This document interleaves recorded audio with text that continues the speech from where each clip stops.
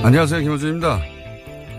예산안이 통과됐습니다. 개인적으로 가장 아쉬운 것은 아동수당입니다. 당초 보호자 소득과 무관하게 0세에서 5세 아동을 대상으로 했던 정부안은 야당의 반대로 소득 수준 상위 10%의 지급을 제외하기로 했습니다.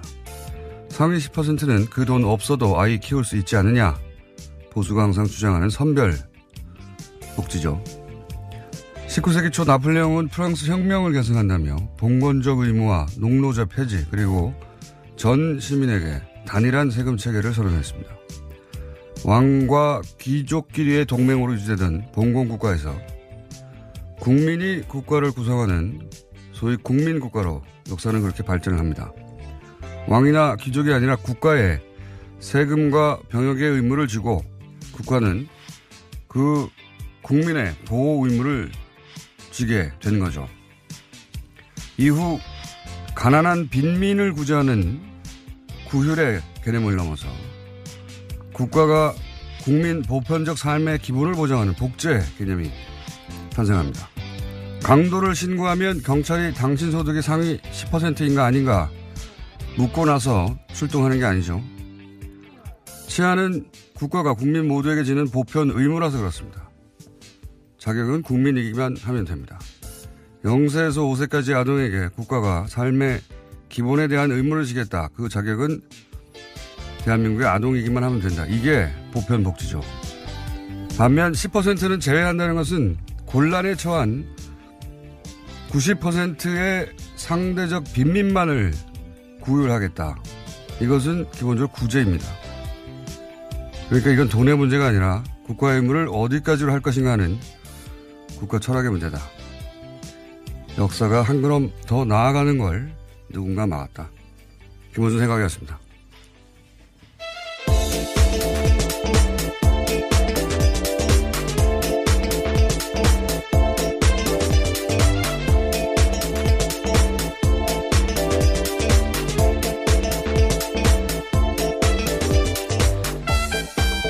시사인의 김은지입니다. 네. 자, 예산은 워낙 복잡해가지고, 예. 사람들이 구체적 내용을 잘 모릅니다. 잘 모르는데, 이번 예산안에는 몇 가지, 예. 시민들이 관심을 가질 내용이 있긴 있어요. 확실히. 그죠? 네. 오늘 새벽 본회의 통과했는데요. 법정 시한을 넘겨서 나흘째였습니다. 자유한국당 의원들은 대부분 투표에 참여하지 않았는데요. 내년도 예산안은 428조 8,339억 원 규모로 확정됐습니다. 올해 대비해서 7.1%가 늘어난 수치인데요. 내년 예산안에서 가장 큰 비율을 차지하는 것은 보건, 복지, 고용 부분입니다. 그 다음으로는 일반 지방행정, 교육, 국방 순인데요. 공무원 중원 규모는 9,475명으로 확정됐습니다. 뿐만 아니라 남북협력기금 같은 경우에는요. 400억 원 감액됐는데 앞서 말씀하신 아동수당 같은 경우에는 2인 가구 이상 기준소득 수준 90% 이하로 해서요. 만 5세까지 아동 내년에 2018년 9월부터 10만 원씩 신규 지급됩니다. 그리고 이제 노년층을 상대로 한 기초연금 이것도 이제 20만 원에서 25만 원으로 인상됐는데 이것도 역시 지방선거 끝나고 나서 예, 아동수당도 지방선거 끝나고 나서 예, 지방선거 이전에 하면 정부 인기가 올라간다고 처음 듣는 이유로 그렇게 연기가 됐고요. 자, 요 사안 관련해 가지고 아동수당 어제 저희가 이제 정창훈 소장님하고 얘기를 나누다가, 예, 아침에 긴급하게 합의문에 실제 오타도 있고, 예, 그렇게 긴급하게 작성된 것이고, 그 긴급한 걸 보다가 어제 나라살림연구소의 정창훈 소장님 무려 20년간 세금을 보았지만 실수를 하나 하셔가지고 저희가 미니로 정정 인터뷰를 짧게 잡았습니다. 안녕하세요, 소장님. 네, 안녕하십니까. 네. 어제 실수를 하셔서 저희가 정정의 기회를 공식적으로 다시 드립니다. 어제 이제, 2인이라는 표현만 짧게 등장해가지고 이게 둘째 아이부터 주는 게 아닌가, 예, 이렇게 말씀하셨다가 방송 끝나자마자 정정을 하셨는데 그 내용 다시 한번 구체적으로 정리해 주십시오. 네, 정확하게 워딩은 2인 가족 소득 기준인데, 네. 예, 이 소득이란 말이 이제 조금 저 잘못 판단을 해가지고 아마 제가 실수를 한 것 같고요. 네. 그러니까 아이는 첫째 아이부터 지급이 되는데 네네. 보호자가 2인 이상 가구 이렇게 이걸 의미하는 겁니까? 뭐 아이가 있어야 3인이 될 테니까. 아, 그렇죠. 이제 네. 또 부모가 한 사람일 수도 있고 뭐 그러니까 예. 소득 기준이 2인 가족 기준이라는 거고요. 아, 소득 기준이 2인 가족 기준이다. 예. 네. 그런데 이제 여기에 또 거기에 여러 가지 얽힌 문제가 많이 돼서 어제 복지부 공무원하고도 통화를 했는데요. 예. 구체적으로 좀 설명해 주죠. 어떻게 된다는 겁니까? 예산은 반 정도 줄어드는 건 사실이고요. 아, 예산을, 그래서 그렇게 또 생각하셨군요. 예산이 반으로 줄었으니까, 1인에서 2인으로 만든 거, 첫 번째 아이에서 두 번째 아이까지로 이렇게 확대해버린 거구나. 이렇게 연결해서 생각하신 거군요. 이게 10% 줄고 기간이 줄고 뭐 이렇게 갖고 반을 줄었는데. 소장님 너무 많이 알면 그렇게 됩니다. 하여튼 예산도 절반으로 줄었다. 예. 그리고. 이것 때문에 어제 실시간 검색 1위가 막 되고 그래서 깜짝 놀랐어요. 네. 네, 아무튼 그런데 이게 지금 우리가 좀 간과하지 말아야 될 문제가 뭐가 있냐면 예. 거기에 이게 바쁘게 쓰다 보니까 소득 기준이라고만 표시를 한 거예요. 소득 기준. 예. 그래서 재산 기준이란 말이 안 들어가서 예. 이 복지부에서도 이걸 재산 기준을 어떻게 넣어야 되는 거냐 지금 막 그 약간 멘붕 상태에 지금 어떤 빠져요. 차이가 있는 겁니까? 왜냐하면 그 소득 그 근로소득 월급 받는 분들 네네. 그런 분들은 소득이 좀 클리어하잖아요. 예. 근데 그게 별로 없고 재산 부동산 뭐 이런 분들 투명하지 않은 그런 분들이 예를 들어서 그 경우에 뭐 100억대 건물주다. 네 이럴 경우에 이제 그 소득이 정확하게 안 잡힐 수도 있다. 임대료도 막 등록이 안 돼 있고 막 그렇고. 아하. 그러니까 실제 봉급 생활자들은 그 급여가 높다고 빠지는데 예, 훨씬 더 실제로는 많이 버는 건물주들은 받을 수도 있다. 이런 얘기겠네요. 그렇습니다. 그래서 이후에 이게 이제 좀 다시 바뀌어야 될 것 같고요. 예. 또 하나는 뭐냐면 이게 이제 봉급 소득자들 안에서도 예. 맞벌이 부부들이 있잖아요. 예. 맞벌이 부부 합산이니까 예. 가구소득 기준이니까. 그러면 부부가 합산되면 예를 들면 지금 3인 가족 기준으로 했을 때 그 뭐 723만 원, 뭐 부모와 아이를 둘이면 800만 원 뭐 이렇게 되는데 예. 700만 원이라고 치면 예. 부부가 합쳐서 700만 원을 벌면 또 20%에 드릴 수 있는 거죠. 그리고 또 제가 이제 이걸 보다가 아직 언론에서 그 대목을 지적하지 않던데 네. 이렇게 되면은 어쨌든 10%를 걸러내야 되는 거 아닙니까? 그렇죠. 90%만 주기로 했으니까 이게 이제 0세부터 5세까지 영유아 아동 전체면 누구든 다 지급되는 건데 이걸 이제 90%만 주기로 했으니까 그러면 내가 그 90%에 들어간다고 하는 걸 입증하기 위해서 서류를 내야 되는 거 아닙니까? 그렇습니다. 그거 문제도 있고요. 예. 그러니까 이 시민들의 불편도 있고 공무원을 늘려야 되는 문제가 있습니다. 또. 그렇죠. 예. 왜냐하면 예. 국세청에서 우리나라 국세청이 세계에서 1위거든요. 1인당 그 세금을 걷는 액수가 전산화돼가지고. 예. 그런데 그 탈세라든가 아니면 민원을 처리하는 분들이 예. 그 겨우 뭐 1%도 안 되는 돈 때문에 그 전체 조직의 20%가 움직이거든요. 그렇겠군요. 그런 것처럼 마찬가지로 여기서도 누가 10%냐, 그렇죠. 예. 90% 이걸 가려내는 행정 저기 들어가고요. 복지부 쪽 얘기는 최소한 기초지자체마다 2-3명 이상은 공무원을 새로 뽑아야 되는 거 아니냐. 뭐 추가로. 그런 얘기. 예. 예. 그렇습니다. 왜냐면은 저절로 90% 이하라는 걸 스스로 알 수가 없기 때문에 네. 그러면은 이제 내가 90% 이하라는 걸 90% 이하라는 걸 입증하기 위해서 그러니까 10%를 걸러내자고 네. 나머지 90%가 서류 준비를 해서 내야 되고 공무원들은 그 전 국민 중에 이제 그 해당되는 90%를 지원하기 위해서 그 서류 분리를 해야 되는 거 아닙니까? 분류를. 굉장한 낭비인데요, 사실. 예. 대상자가 253만 명인데요. 예.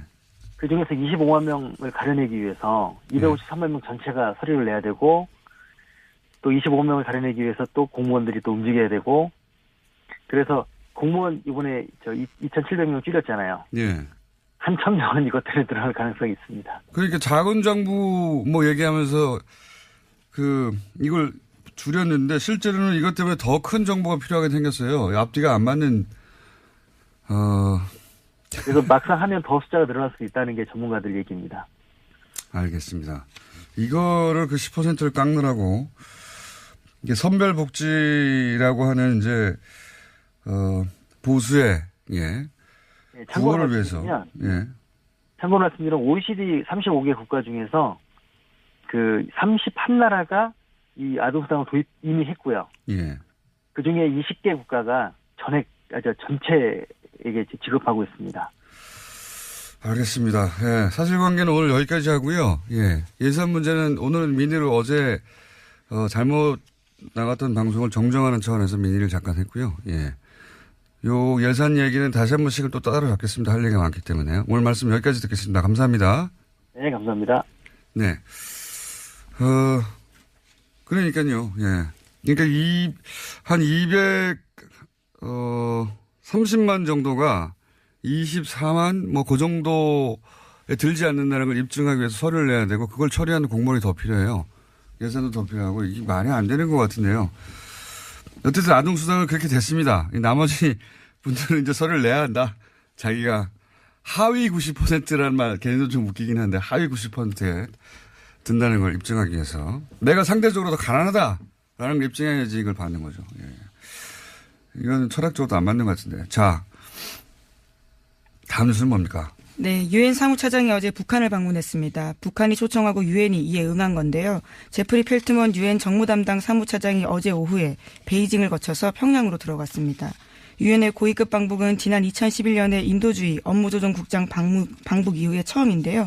나흘의 방문 기간 동안에 리용호 외무상 등 북한 당국자들과 만날 예정입니다. 논의에는요, 북핵 문제도 포함될 것으로 보이는데 한국 정부와 유엔이 협의를 거쳤다라는 게 유엔 외교관의 설명입니다. 그렇군요. 어떤 의미일까요? 북한이 유엔 고위급 방문을 허용한 게 오랜만인데 아마도 이제 대화 채널로 여러 가지 방안을 검토하고 그중 하나로 유엔대 모색하고 있는 게 아닌가. 뭐 북한은 자기가 원하는 대로 원하는 사람들만 입국을 허용하니까요. 근데 갑자기 유엔을 사무차장을 입국을 허용했다는 것은 의도가 있겠죠. 그게 대화 채널 중에 하나가 아닐까. 네, 지난 8월 달에 북핵 관련해서 대화 중지하겠다라고 유엔 사무총장이 밝힌 바가 있거든요. 네. 그에 앞선 사전 방문이 아니냐라는 예측도 나오고 있습니다. 그렇군요. 예. 유엔 얘기하고 외교 얘기하니까 갑자기 생각나는 건데 어제 포린 폴리시라고 대표적인 외교 전문지죠. 예. 제가 이 얘기를 갑자기 왜 하냐면 이 잡지를 들춰본 게 10년도 넘은 것 같은데 여기에 우리나라가 좋은 의미로 기사가 실린 건 처음 봐가지고 제가 잠깐 소개하면 포린 폴리시에서 원래 매년 세계 사상가 100인을 선정해요. 사상가, 그렇죠. 뭐, 띵커. 네. 예. 근데 올해는 리띵커. 새롭게 생각하는 사람 50인을 선정해서 새로운 사상가. 왜 그렇게 리띵커를 선정했냐면, 이제 2016년은, 포퓰리즘이 전 세계를 휩쓴 해다. 영국의 브렉시트도 있었고, 그 다음에 트럼프도 당선됐고, 자국 대통령인데 그렇게 표현했어요. 뭐, 예를 들면, 필리핀의 두테르트. 이런 사람들이 당선되고 이런 브렉시트 같은 현상, 포퓰리즘이 전 세계를 휩쓸었는데 그럼 올해는 어떤 해냐 정의하기를 그런 새로운 질서에 대해서 다시 생각하고 리딩크하고 새롭게 등장한 현실에 맞설 새로운 길을 찾는 해 이렇게 정의했어요. 예. 그래서 전 세계적으로 이런 새로운 시대에 새로운 철학을 제시한 각 분야 리더 50일 선정 뭐 이런 거거든요. 나름 권위 있는 겁니다. 여기에 등장하면. 네. 근데 거기서 문재인 대통령이 선정됐는데, 전 세계 대통령 중엔 딱 두 사람 되고 나머지는, 뭐 변호사나 뭐 코미디언이나 기업가 각 분야 리더들인데, 대통령 중에는 프랑스 마크롱하고 문재인 대통령이 선정됐어요. 근데 여기서 재밌는 것이, 첫 문장이 재밌습니다. 선정 이후로 문재인 대통령이 5월 당선됐을 때보다 더 어려운 상황에 처하는 신임 대통령은 없다. 뭐 이러면서. 굉장히 어려운 상황에서 신임 대통령이 있다는 거죠. 중국, 사드, 뭐 북핵 미사일 등등 쫙 나열해요. 그러면서 그걸 잘 극복해서 지지율이 아주 높다. 이걸 왜 제가 소개하냐면 미국 외교 전문가들이 현재 문재인 대통령을 어떻게 바라보는가 하는 시야가 거의 고스란히 담겨 있거든요. 예. 야당은 배가 좀 아프겠지만 이게 주류 미국 전문가들의 외교 전문가들의 시각이다 하는 관점에서 찾아와서 읽어보면 재밌습니다. 내용 자체가. 거기 한국에서 또 한 사람이 선정됐어요. 한국인은 아닌데 뉴스공장에서 인터뷰를 했었는데 러시아 출신이죠. 안드레이 랑코프 국민대 교수. 이분 왜 선정됐냐. 북한 김정은에 대한 이해 지평을 넓혔다는 겁니다. 한국에 계신 분으로 한국인은 아닌데 이분이 선정됐고 나머지 많습니다. 찾아보시면 재밌습니다. 잠깐 소개해드렸고. 자, 다음 뉴스는요. 네, 우병우 전 민정수석 관련된 뉴스인데요. 우 전 수석이 박근혜 정부의 비판적 성향을 가진 교육감들을 불법 사찰하도록 하고 이것을 국가정보원에 요구했다라는 정황이 드러났다고 한국일보가 보도했습니다. 우 전 수석은 지난해 3월 말 국정원 쪽에다가 정부 시책에 비판적인 교육감을 상대로 실질적 견제가 가능한 내용을 정교하게 파악하라 이렇게 요구했습니다. 그러니까 개인비 의혹 등을 파악해서 직접 압박을 가할 수 있는 내용을 알아오라고 한 건데요. 우 전 수석은 이 같은 내용을 파악하는데 열흘 안팎의 시간을 주고 집중 사찰하도록 지시했다라고 합니다. 그러자 국정원 쪽에서는 정교조 출신 교사의 교육청 발탁 인사, 친교육감 인사의 내부 승진 같이 특혜 의혹으로 공격할 수 있는 거리들을 파악해서 보고했다라고 합니다. 네, 박근혜 청와대는 이런 식이었어요, 다. 그러니까 국가 정책을 정하고 자기가 원하는 방향으로 끌고 가려고 반대하는 인사들은 개인 뒷조사를 하는 거죠. 개인 뒷조사. 네. 이게 무슨 정책과 정책에 부딪히는 게 아니라 말 안 들어? 예, 뒷조사 해봐. 죽여. 이런 거거든요. 예, 이건 뭐 시정 잡배가 하는 짓인데 이런 식으로 했고 그 선봉에 우병우 전 민정수석 있었다는 건데 예, 여전히 우병우 민정수석 계속 빠져나가고 있죠. 새로운 얘기 또 하나 나왔네요. 자, 다음 뉴스는요. 네, 어제 김태우 전 청와대 대외전략기획관이 검찰에 소환됐습니다. 김 전 기획관은 김관진 전 장관과 이명박 전 대통령의 군 댓글 부대 혐의를 잇는 연결고리로 지목되고 있는데요. 관련해서 김관진 전 국방부 장관이 사이버사 댓글 공작에 이 전 대통령의 지시가 있었다라는 사실을 인정했다는 보도 나온 바 있습니다. 그런데 이런 보도가 나온 직후에요. 김태호 전 기획관과 이명박 전 대통령 두 사람이 만난 정황을 검찰이 포착했다고 JTBC가 보도했습니다. 김 전 기획관의 휴대전화에 관련된 정황이 남아있다라는 겁니다. 그렇군요. 댓글 공작 관련해서 대통령 지시를 인정했다. 네, 인정했다는 사실에 대해서는요. 이미 보도해 드린 바가 있는데요. 그 보도를 보고 황급하게 연락한 정황이 나온 겁니다. 그렇군요. 이분도, 예, 본인은 절대 자살하지 않는다는 선언을 해야 되지 않을까. 예. 저는 이런 뉴스를 볼 때마다 그런 생각이 듭니다. 예. 만났겠죠. 당연히. 예.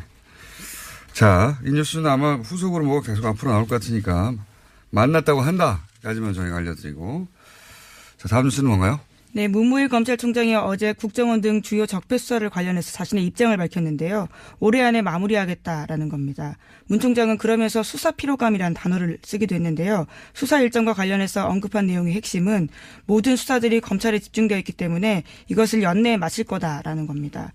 주요 부분에 대해서는 연내에 끝내고 내년부터는 민생사건 수사에 집중하겠다라는 말도 했는데요.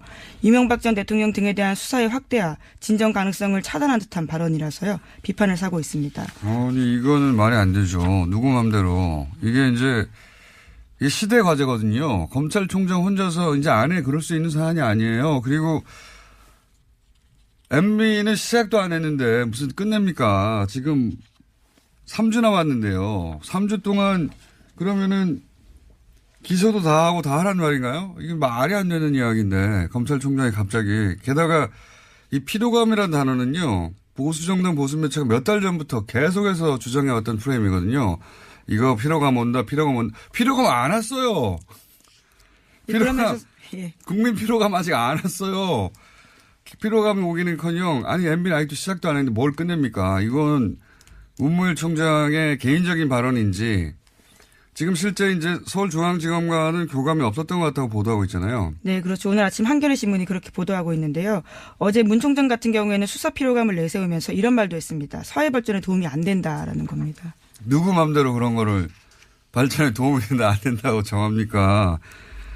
심지어 서울중앙지검 수사팀 관계자 말에 따르면요. 제일 먼저 사건이 왔던 댓글 사건 같은 경우에도 추가 확인 작업을 진행하고 있다라는 건데요. 아직까지 계속하고 있다라는 겁니다. 아니 지금 김태호 전 대외전략기획관은 이제 처음으로 소환됐는데요. 무슨 끝냅니까 이제. 이건 말이 안 되는 이야기고요. 이런 얘기를 했다면 저희가 또 관련 인터뷰를 또 잡아봐야 되겠네요. 예. 이건 말이 안 된다고 봅니다. 이게 모르겠어요. 예를 들어 서울중앙지검에 지금 이 사건을 수사하고 있는 검사들이 육체적 필요를 호소하고 있다. 필요할 수 있죠. 육체적으로. 너무 곤란해서. 그럼 사우나 건을 끊어주세요. 갑자기 무슨 사회적 피로감을 얘기합니까? 국민들한테 여론조사 했나요? 네, 심지어 수사팀 내부에서도요. 문 총장도 특별수사가 전공인데 시일 정해두고 수사할 수 없다는 거 너무 잘 알고 있는데 이런 말을 왜 하냐라는 이야기가 나오고 있다고 합니다. 뭐 보수정당이나 이쪽에서 예를 들어서 문물 총장에게 이거 너무한 거 아니야? 사회적 피로감이. 이런 이야기를 했을 수도 있고 거기에 립 서비스를 했는지는 모르겠어요. 그렇다면 뭐 이해가는데 뭐 그것도 이해가 갈 건 아니죠. 왜 립 서비스를 합니까? 정말로 이렇게 생각하는 거라면 이건 저희가 여론조사도 하고 필요하십니까? 하는 여론조사도 하고 그것도 발표하고 그리고 이게 왜 여기서 뭐 조치는 안 되는지 계속 인터뷰도 하고 전 총장들도 인터뷰하고 해야 될 것 같습니다. 자, 시간이 거의 다 됐네요. 예, 제목만 체크하고 넘어가죠. 네, 박근혜 정부 블랙리스트와 관련해서 항소심이 진행 중인데요. 어제 이와 관련해서 의미 있는 진술이 나왔습니다. 30년 가까이 예술 지원 업무를 담당한 실무자가 법정에 나와서 한 말인데요. 전두환 노태우 시절에도 이런 적은 없었다라는 겁니다. 그 시절도 뭐 말도 안 되는 시절이긴 했는데 그때하고 비교하는 건 그렇게 말도 안 되는 시절에도 적어도 이런 식으로 블랙리스트를 작성해서 이 사람은 빼. 네, 껌껌이 이렇게 한 적은 없다라는 겁니다. 그렇다는 얘기죠. 예. 박근혜 정부는 보면요. 그러니까 이 군사정권 시절에는 최소한의 이 단어밖에 들어맞지가 않겠네요. 최소한의 가오라는 게 있었거든요. 그 군사정권 시절에. 그렇게까지는 내가 대통령이 안 한다. 근데 박근혜 정부 시절에는 그게 없어요. 세월호 사고 났는데 시술을 한다든가 사람에 대한 연민이나 애정, 예의 기본적으로 그게 없는 것 같습니다. 문제는. 예. 자, 그 외에도 소개할 기사가 있는데 오늘 시간을 너무 많이 잡아서 미니 때문에 오늘 여기까지 하고 나머지 못한 건 내일 하죠. 예. 네, 그러시죠. 피로감이 아니고 필요감을 느낍니다. 필요감. 매우. 필요하다라는 예, 뜻이죠. 여기까지. 네. 시사인의 김은지였습니다. 감사합니다.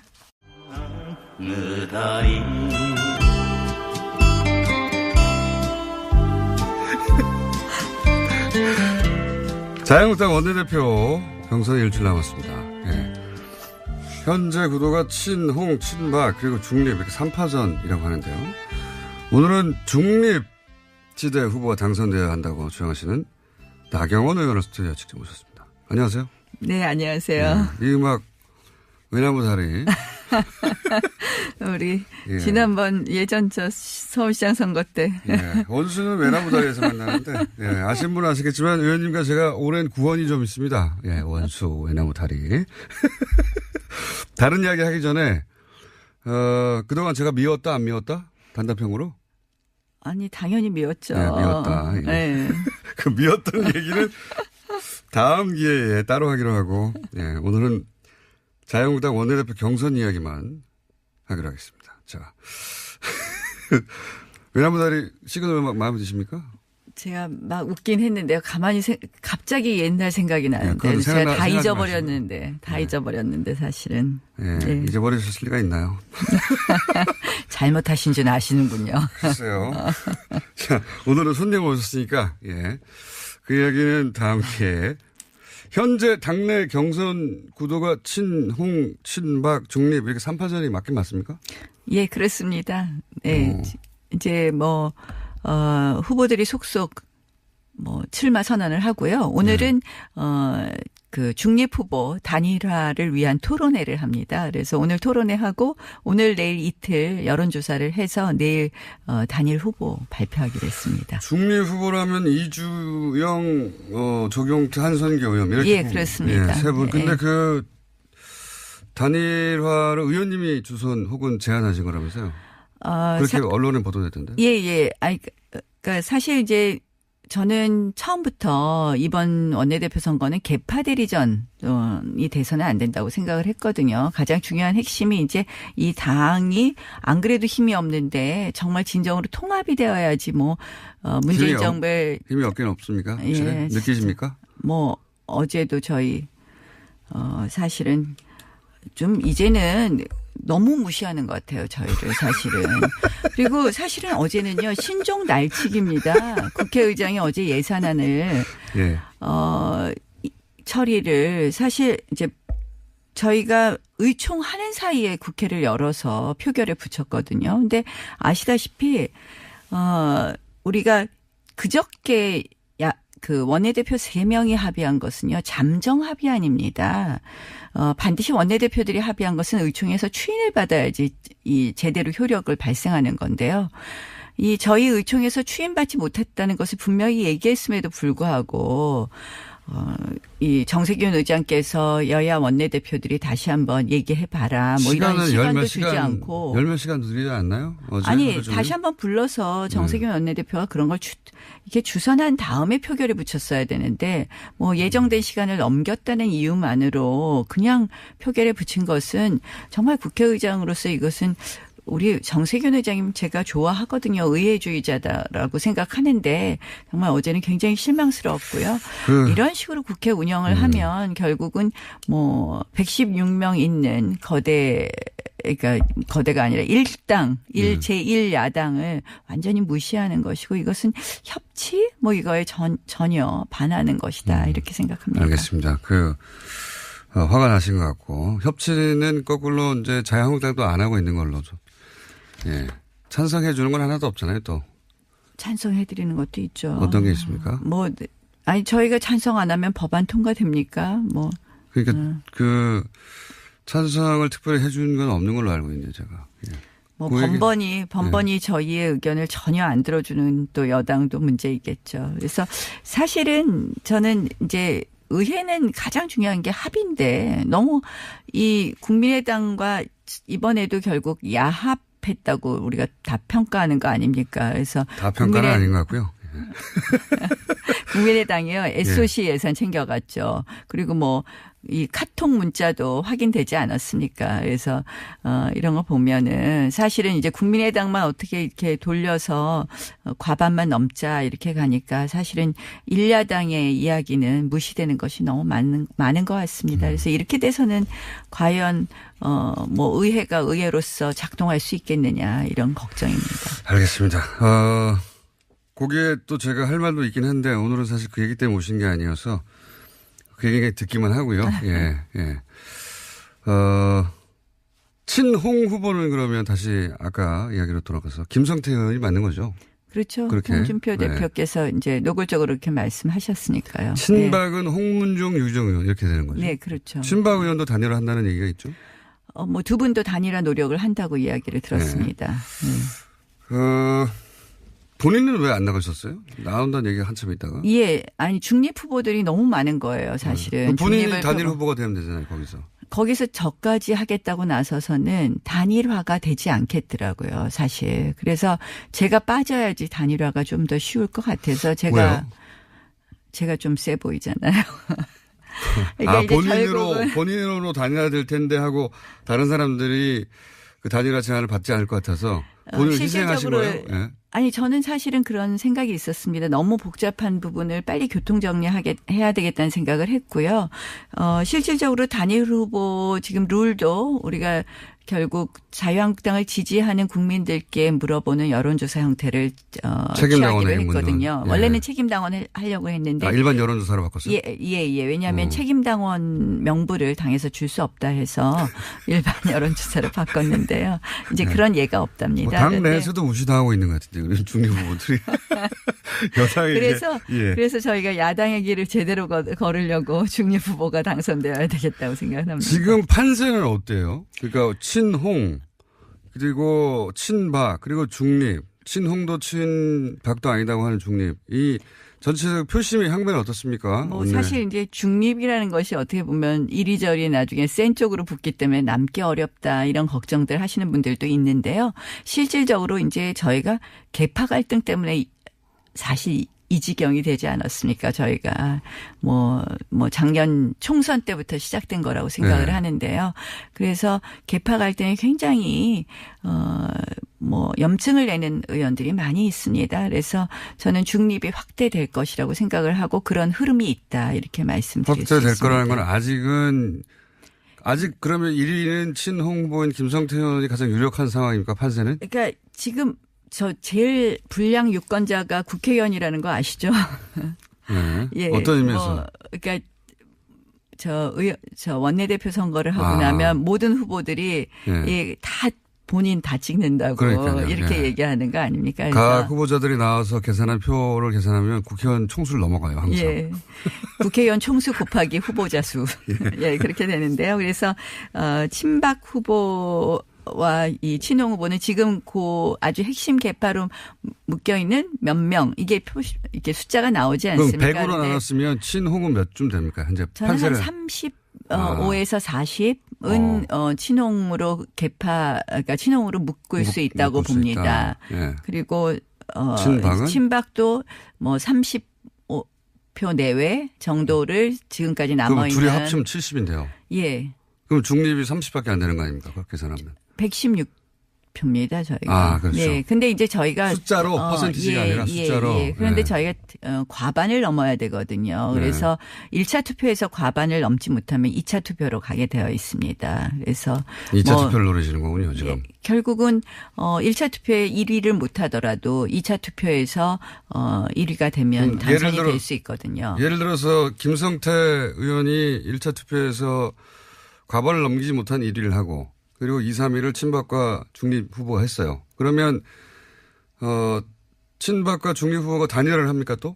단일화를 단일화할 하는 필요가 것이 없죠. 아니라 지금 이의가 돼. 예, 그렇죠. 그럼 그러니까 예를 들어서 중립에 있으면 예. 어느 쪽이 1등을 하든 저희가 2등만 해도 떨어진 쪽이 저희를 찍게 되어 있는 거죠. 아, 그렇게 보시는 거군요. 네, 예. 거꾸로 예를 들어 친박이 2위를 했어요.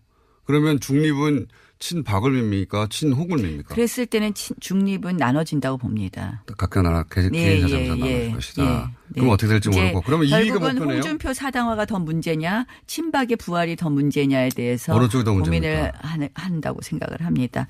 저는 사실은 이 친박의 부활도 굉장히 문제인데 사실 서청원 최경환 의원에 대해서 어제 홍준표 당대표께서도 소멸되는 과정이다 이런 표현을 쓰셨거든요. 그래서 그런 면에서는 지금의 권력인 홍준표 대표의 사당화 이 부분에 대해 더 큰 문제 아닌가 이렇게 친박은 생각합니다. 어차피 소멸되고 하는 과정인데 친홍이 더 문제다.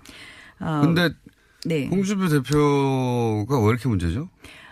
왜 절대 안 된다고 생각하십니까? 굉장히 장점도 있으시지만 사실은 외연 확대에 있어서 상당히 문제가 있다고 생각을 합니다. 홍준표 대표의 문제입니까? 아니면 김성태 후보 개인 자질의 문제입니까? 저는 홍준표 대표의 문제를 말씀드립니다. 김성태 후보의 개인 자질은 문제가 없나요? 그 부분은 각자 의원들마다 성향이 다를 거라고 생각을 합니다. 의원님 생각이 보시기에는요? 저희가 이제 원내대표가 어제 보면 저희가 전략과 전술에서 다 실패했다. 치밀함에서 부족했다. 이런 지적들을 많이 하고 있습니다. 예산안 처리 과정에서. 결국은 원내대표가 샤우팅만 해도 안 되고 그렇다고 새님처럼 앉아서 계산만 해도 안 된다고 생각을 하거든요. 두 캐릭터를 그러니까 정말 치밀함과 또 돌파력과 이러한 것을 다 가져야 된다고 생각을 하는데요. 사실 이제 나온다고 하시는 분들 어느 한 분도 둘 다 가진 사람이 없다. 문제가 되는 사람이 없다고도 볼 수 있고 모두들 또 미흡하다고 볼 수 있는 부분도 있다고 생각합니다. 김성태 의원하고 친하다고 자꾸 물어보시면 제가 이제 김성태 의원에 대해서 뭐라고 얘기하면 다른 후보들이 또 화를 낼 수도 있고. 좋은 점 빼고 나쁜 점만 얘기해 보세요, 그러면. 그러면 이제 나쁜 것만 기사되잖아요. 김성태 의원은 좋지 않습니까? 친홍 후보가 타격을 입는 건 좋지 않습니까? 이 정도 하죠. 중립 단일화. 문제가 있긴 있군요. 보시기에. 김성태 의원은 이제 이 돌파력은 있으나 있다. 머리가 없다. 샤우팅은 강하시죠. 네. 샤우팅만 강한, 그쪽이 너무 강하다, 상대적으로. 이렇게 꼭 말씀을 이렇게 만드시는 거죠. 그러니까 이제 중립 후보는 나눠질 것 같습니다. 만약에 친박 후보가 2등이 돼서 그렇게, 친박과 친홍이 붙었을 때는. 그럴 경우에. 그러니까 지금 중립 후보의 1차 목표는 2위를 하는 거네요? 네, 그렇습니다. 2위를 하면 친박이 친홍을 찍을 수는 없다. 네. 이렇게 보시는 거고. 네. 그럼 당선 가능하다. 이런 네. 로드맵이네요. 네, 네. 그러면 그렇게 해서 결국 대표로 가는 게 뚫릴 수도 있는데 본인은 왜 굳이 안 하셨어요? 제가 한다 그러면 룰이 합의가 잘 안 될 겁니다. 아까 본인이 말씀드린 너무 강력한 것처럼. 후보라서? 그러니까 다른 면에서 강력한 게 아니라 제가 늘 이제 여론조사 같은 거 하면 제가 그래도 잘 나오는 편이니까. 왜 웃으십니까? 예, 제가 10년 전에 직접 인터뷰한 적이 있었는데. 네, 맞습니다. 그때는 친했어요. 그때는 이렇게까지 뻔뻔하지 않았거든요. 근데 의원실에 때 인터뷰할 땐 잘해주시던데 인터뷰 내용은 별로 그때도 우호적이지 않으시던데 그 정도는 기사로 나온 거는. 우호적이었습니다. 그 정도. 알겠습니다. 네. 그 이유를 생각해 보세요. 서울시장 선거 때. 자, 그 얘기 나중에 하고요. 홍준표 대표의 사당화가 문제다. 이런 주장도 하셨는데 네, 사당화가. 그렇습니다. 그러니까 홍준표 대표가요. 뭐가 사당화죠? 사당화라는 것은 대표라는 거는 당원 단계에 따라서 당원이 위임한 권한을 행사하는 거 아닙니까? 예. 그러니까 모든 권한을 행사하는데 당원 단계에 따라서 해야 된다고 생각을 합니다. 근데 어제만 해도 어제 관음클럽 토론회에서 이런 말씀을 하셨어요. 새로 원내대표 선출되게 되면 원내 사안도 내가 관여하겠다. 근데 저희는 분명히 투톱 시스템이거든요. 대표는 당을 대표하는 그래서 당무를 총괄하는 업무를 하는 거고 원내 사안에 대해서는 원내대표가 최고의 권한과 책임을 가지고 있거든요. 그런데 뭐든지 본인이 다 하시겠다 그러세요. 원내대표도 자신이 오달 내리겠다 말하자면. 그다음 그동안 모든 발언이 그렇잖아요. 광역단체장도 누구는 된다, 누구는 안 된다. 이 사람은 공천 안 줄 거다. 부산시장에 대해서. 서병수 부산시장에 대해서 안 된다고 얘기했죠.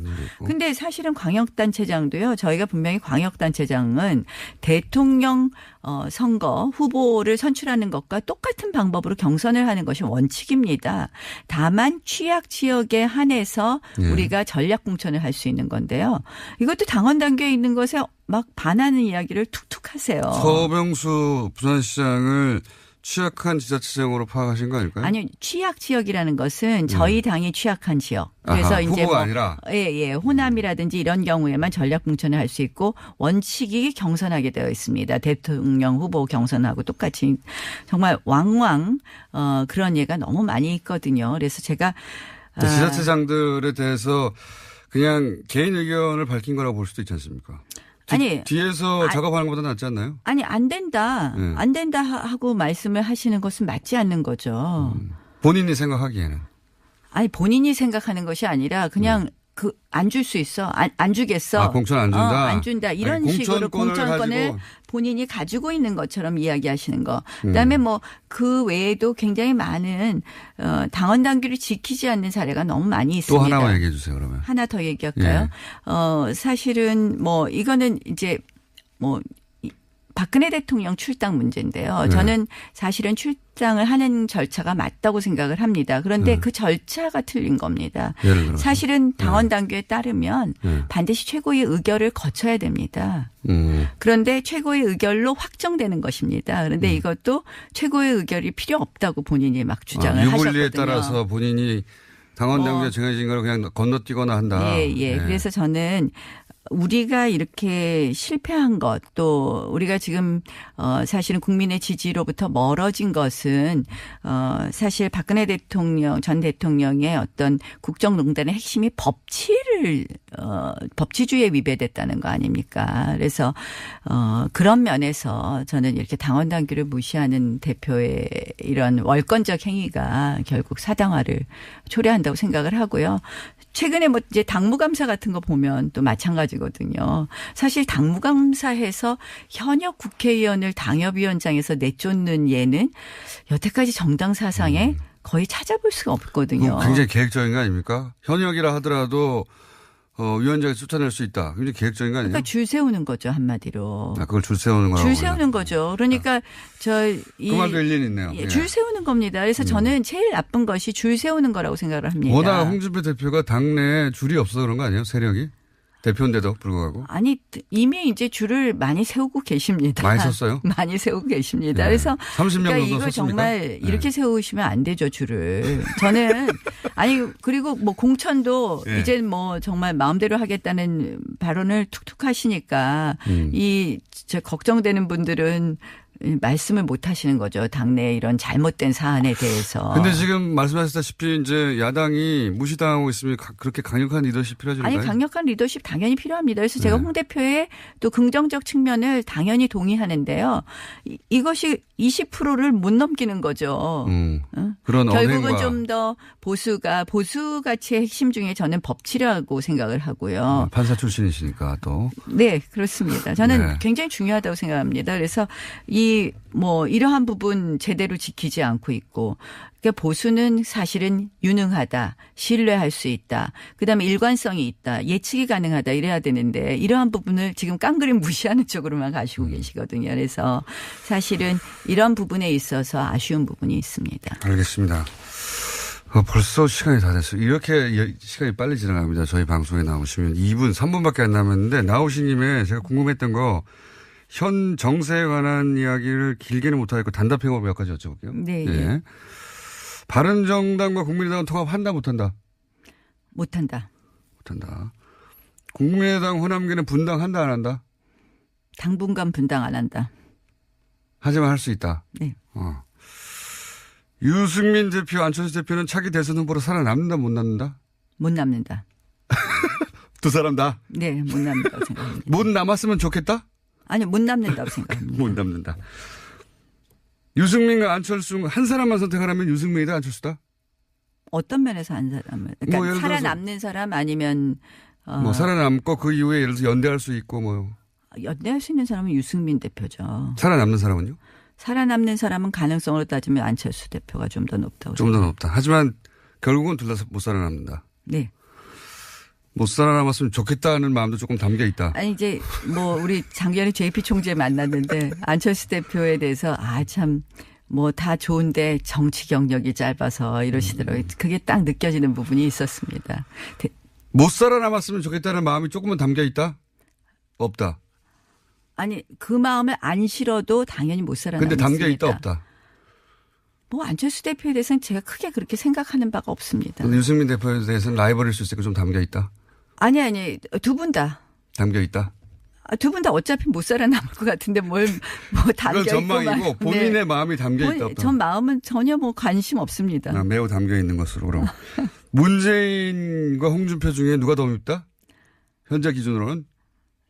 현재 기준으로는 지금 이제 사당하게 얘기했으니까 홍준표 대표가 더 밉다고 얘기해야 될 것 같지만 문재인 대통령 요새 좀 지나치십니다. 네. 홍준표 대표도 만만치 않게 밉다. 이 정도로 할까요, 그럼? 그래도 저는 야당 의원입니다.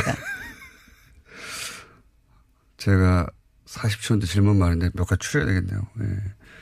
문재인 지지율이 이렇게 높게 유지되는 이유 한 가지만 꼽자면? 국민 소통. 자유한국당 지지율이 못 올라가는 이유 한 가지만 꼽자면? 우리 김어준 공장장이 우리 편 안 들어줘서.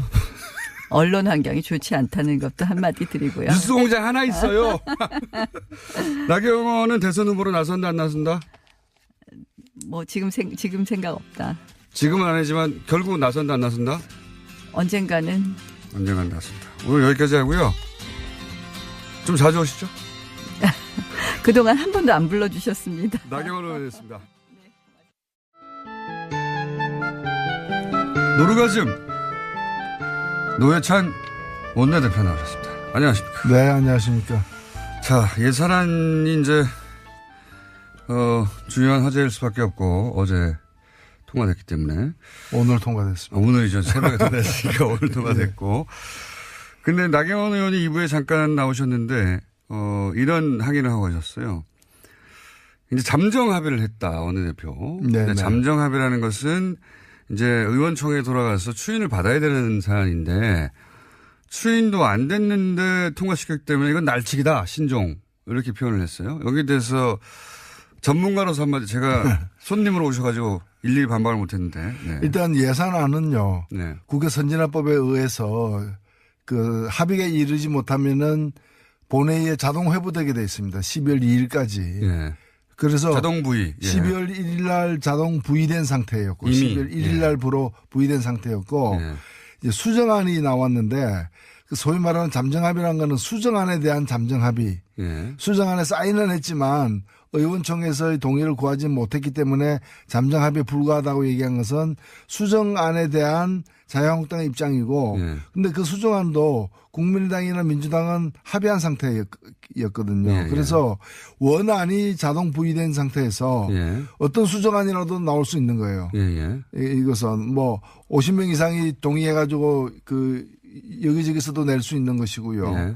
그래서 잠정 합의였기 때문에 안건 자체가 올라가면 안 된다. 다뤄서는 안 된다는 얘기는 그 어느 나라 국회의원인지를 일단 확인해야 됩니다. 대한민국 국회의원은 그런 얘기 할 수가 없거든요. 자동 부의이기 때문에. 예. 근데 이제 논리는 이건 것 같아요. 잠정 합의가 됐다는 것은 이제 이제 원내대표끼리 얘기고. 네. 예. 의원총회를 해서 총회를 모아서 거기 추인을 하거나 반대하거나 의사결정을 해야 되는데 그 과정을 기다려주지 않았다. 뭐 이런. 그런데 그 얘기입니다. 과정에 참여 안 했잖아요. 그 과정이 표결 과정이지. 그거는 안건을 상정하는 과정은 아닌 거죠.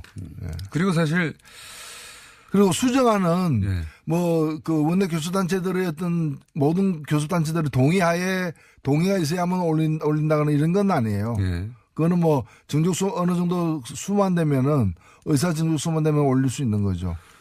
그래서 표결에 이렇게 만약에 의원총회에서 이 안은 우리가 반대한다고 했으면 사실 표결에 참석했어야 되는 거죠. 참석했어야 되는 거죠. 예.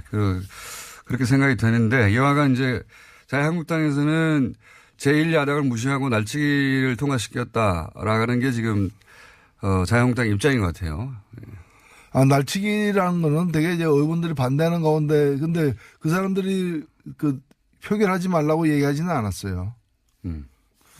자, 뭐 그런 일이 있었습니다, 어제. 그래서 사실은 자유한국당도 통과를 막지 못하는 건 알고 있었죠. 알고 있었는데 그래도 이제 지지자들 향해서 뭐라도 했다고 이제 퍼포먼스를 해야 하니까. 예. 어제 그렇죠. 퍼포먼스가 자기들이 그 표결을 해서 다른 야당과 더불어서 힘을 합쳐가지고 이길 가능성이 있어서 표결에 참석을 하는 거고요. 참석해도 이제 안 될 것 같으니까 예. 이제 참석을 안 하는 거죠. 그러니까 아무래도 이제 시험에 떨어질 것 같으니까 그냥 자퇴해버리는 거죠. 나는 학교 안 다녔다. 그래서 시험을 안 쳤다. 그래서 나는 참석 안 했는데 왜 시험을 쳤냐고 학교에 항의하는 거죠. 그런 거죠. 예. 그런 상황으로 또 이쪽 지지자들은 이해하시면 될 것 같고. 그리고 필리버스터를 왜 안 했냐고 말하시는 분들인데 필리버스터를 12월 1일 지나면 못하도록 한 게 새누리당 여당 시절에 그렇게 만들어놨죠. 예. 그래서 필리버스터를 못한 겁니다. 뭐 할 어떤 제가 볼 때는 의지, 예. 투지, 뭐 심지어 체력 이게 되는지도 의문스러웠어요. 저 사실 필리버스터 한번 보고 싶거든요. 자유한국당에. 체력. 자, 근데 내용으로 들어가가지고 뭐 아동수당 기초연금이 지방선거 이후로 지금 연기된 거 여기에 대해 말들이 많습니다. 예. 아동수당하고 기초연금 인상은 자기들도 그 다른 모든 정당들이 지난 대선에서. 5월 대선에서 약속을 했던 것이에요. 예. 그러니까 반대할 명분이 일단 없고요. 예. 두 번째 이걸 연기하면 누가 손해보느냐. 예. 그러면 민주당이 손해보느냐 그게 아니에요. 이 수당을 받게 돼 있는 사람들이 손해보는 거예요. 그렇죠. 그러니까 국민들의 고통이 더 가중되는 건데 그럼 왜 연기하려고 하느냐. 이걸 갖다가 예정대로 그 애초에 이제 예정했던 것처럼 오늘 통과됐으면 바로 내년부터 시행한다거나 네. 아니면 4월 혹은 뭐 나중에 여당에서 이제 수정안으로 양보한 게 7월부터였는데 네. 그렇게 할 경우에는 지방선거에서 여당에 대한 호감이 높아져 가지고 그러니까. 이제 싫으신다. 아니 그런 식으로 따지면은 근데 결국에는 자기들의 당리당략을 위해서 국민들의 고통을 더 받아라. 그런 셈이죠. 예. 이런 걸 우리가 보통 내자로 뭐라 그러는지 아세요? 민중의 적이라 그럽니다. 그렇잖아요. 민중이 더 고통받아야 자기들이 더 유리해진다면은 그런 그런 위치에 있는 사람들이야말로 민중의 적인 거죠. 그러면 평창올림픽에서 금메달이 쏟아져 나왔다. 한국 선수단이, 네. 대표단이. 그러면 이제 정부도 좀 칭찬받을 거 아니에요. 예. 그러면 평창올림픽도 연기해야 됩니까? 금메달 따면 안 됩니까? 제2의 김연아 나오면 안 됩니까? 말이 안 되는 거죠. 이게 지방선거 이전에 뭘 한 해 만한 얘기는 과거에도 있었는데 지방선거 이후로 연기하라는 건 제가 처음 들어본 것 같아요. 의원님 들어보셨습니까, 이거? 아, 저도 처음 들어보는 거죠. 그러니까 지방선거 전에는 슬픈 소식만 있어야 된다는 얘기 아니에요. 지방선거 전에는 국민의 눈에서 피눈물만 나야 된다는 그런 말도 안 되는 얘기를 하는 거죠. 그리고 아동수당이 이제 90% 이하만 지급되게 하는 것도 결국 이제 야당의 주장에, 뭐 중간에 합의를 해서 이렇게 90%로 야당 반대 때문에 합의가 됐는데 이것도 문제가 많지 않습니까? 예, 보편적 복지의 원칙이 후퇴한 것이고요. 예. 이렇게 되면 그 10%를 고르는 작업을 그렇게 한 말입니다. 번만 하는 게 아니라 해마다 해야 됩니다. 왜냐하면 올해는 10%에 그렇죠. 들었는데 내년에는 10%가 아닐 수도 있는 거거든요. 11%가 될 수도 있고요. 예. 그럼 그걸 선별하는 작업이 다 행정 비용으로 들었는데 그러니까요. 공무원 줄이라고 하면서 예. 이렇게 되면 이걸 하는 공무원 더 늘려야죠, 사실은. 그러니까 항상 보수는 작은 정부 얘기하는데 실제로 이렇게 되면은 큰 정부가 필요한 겁니다. 오히려 거꾸로 요돈 아끼려고 공무원 비용이 훨씬 더 들어가게 생겼어요. 이게 보편적 복지라는 것이 혜택을 고루 주고 예. 다만 근데 왜 부자들에게 이런 거 없이도 될 부자들에게 왜 이걸 주느냐. 예. 그래서 부자들은 세금 많이 내라는 거거든요. 그런 거죠. 예. 근데 이제 이거 안 하고 나는 혜택 안 받으니까 이거와 관련된 세금 부담도 안 지겠다. 이렇게 논리적으로 이어질 수도 있는 거죠. 이 보편복지에 대한 개념 자체가 잘 없는 것 같아요. 예를 들어서 뭐 바다에 빠졌는데 당신 그 소득 구간이 10% 이상이야 아니면 이하야 이거 구분해서 구하지 않거든요. 그 치안은 보편적인 거거든요. 국민 얘기만 하면 받는 건데 그렇죠. 그런 개념 자체가 없는 것 같아요. 이거를 자꾸 예전에 이제 빈민구제 하듯이 뭐 예를 들어 흉년 들면 쌀 나눠주는 것처럼 이렇게 시의 관점에서 자꾸 보다 보니까 예를 들면 우리 수돗물 있죠. 예. 이거 상수도 공급도 일종의 그 보편적 복지입니다, 사실은. 그러면 그 상위 10%는 수돗물 끊어버려. 그리고 비싼 생수 사다 쓰라고. 그러니까요. 당신 부자니까 경찰 못 보내 사설 그렇죠. 써. 뭐 이런 거. 우리 대기 오염을 갖다가 제거해가지고 맑은 공기를 공급하는 거는 이것도 이제 공공 서비스잖아요. 예. 그러면 그래서 그걸 위해서 돈을 많이 쓰잖아요. 다음 그 돈, 그런데 호흡은 똑같이 다 하잖아요. 근데 그 드는 비용에 대해서는 자산이나 소득이 많은 사람들이 더 세금 많이 내니까. 세금 많이 내는데 그러면 상위 10%는 그냥 산소 마스크 쓰고 다니라 자기 돈으로 산소 사가지고 그런 얘기가 비슷한 거죠. 보편복지는 계속 확대되어 가는 방향으로 가야 되는데 보수는 이 보편복지의 개념 자체가 없고 이건 불쌍한 사람 도와주는 거 다 시혜다. 근데 그거를 다 할 필요가 있냐 이렇게만 접근하는 것 같아요. 네. 어제 예산안 그 표결하는 과정에서 그 자유한국당 의원들이 그때 들어왔거든요. 들어와서 뭐 거센 항의를 하고 표결하려고 이제 정세균 의장이 진행을 하니까 다들 손팻말을 들었어요. 네. 그 손팻말이 사회주의 예산 반대예요. 사회주의 예산 반대. 아동수당하고 기초연금, 그 다음에 최저임금 보전 이런 걸 사회주의 예산이라는 거예요. 제가 볼 때 사회주의를 고무 찬양한 거죠. 사회주의가 얼마나 좋은가를 고무 찬양하는 거예요. 아니 그러면 자기들은 공약으로 왜 걸었답니까? 그러니까요. 자기들 공약으로 걸었던 건데 이제 지금 작은 정부 지금 현 정부는 큰 정부 주사파 사회주의 이걸로 이제 프레임 주사파도 고무 찬양한 거죠. 아니 어느 나라에서 주사파가 국민 70% 지지를 받고 있습니까? 그런 프레임 작업을 계속 하고 있는 거죠. 예. 그 연장선상에서 시도를 했는데 뭐 성공적이지는 않은 것 같습니다. 성공적이지는 않은 것 같은데 기본적으로 그 철학이 있고 없고의 문제인 것 같아요. 이걸 국민 모두가 누려야 되는 기본권에 관한 기본권으로 보느냐 아니면 이제 불쌍한 사람만 도와준 불우이웃 돕기냐 이렇게 보는 거죠. 예. 불우이웃 돕기로 보는 것 같아요. 복지를 항상. 자, 불우이웃 돕자 그러면 또 그것도 반대할 거예요. 보편적 복지하니까 그걸 이제 일부만 주자고 한 건데 그러면 일부만 주자 이러면 그것도 반대할 가능성이 있는 거죠. 선별 치안, 선별 수도 선별 경찰이 없듯이 이게 보편적인 기본적인 대한민국의 아이들에게만 하면 누려야 될 기본 선이다. 이걸 정하는 건데 그걸 못하게 하네요. 자, 그런데 이 예산안 통과에는 국민의당이 이제 협조를 해서 국민의당도 얻을 걸 얻어갔는데요. 반면에 국민의당의 속사정, 소위 이제 통합, 바른정당의 통합 때문에 벌어지는 속사정은 여전히 변함이 없는 것 같습니다. 이게 결국 안철수 대표는 포기하지 않는 것 같아요. 절대. 예, 그 길로 가는 것 같죠, 이제 무조건. 예. 사실 이 두 당의 연대에 대한 첫 테스트 관문이 어제 오늘 다뤄진 예산안 예. 통과했다고 봅니다. 예. 바른정당은 당론으로 반대했습니다. 그렇죠. 예. 예, 당론으로 반대했고 국민의당 같은 경우에는 당론 찬성을 채택하려고 했는데 예. 그 몇 분이 예. 그 강력하게 좀 반대를 해가지고 당론 찬성은 채택 안 됐지만 실제 표결할 때 보니까 거의 다 뭐 90% 이상이 찬성을 한 했거든요. 표 정도 빠진 것 같은데. 그러면 이제 바른당하고 관계가 뭐냐 이거죠. 정책 연대한다고 했는데 예. 이렇게 정책의 어떤 결정체라고 볼 수 있는 예산안에 대해서 서로 입장이 완전히 어긋나는 상황인데 정책 연대는 뭐냐. 그러니까 참 그 연대라는 것이 정책 연대가 아니라는 얘기죠. 아닌 거죠. 예. 예. 불륜이죠. 그러니까. 예.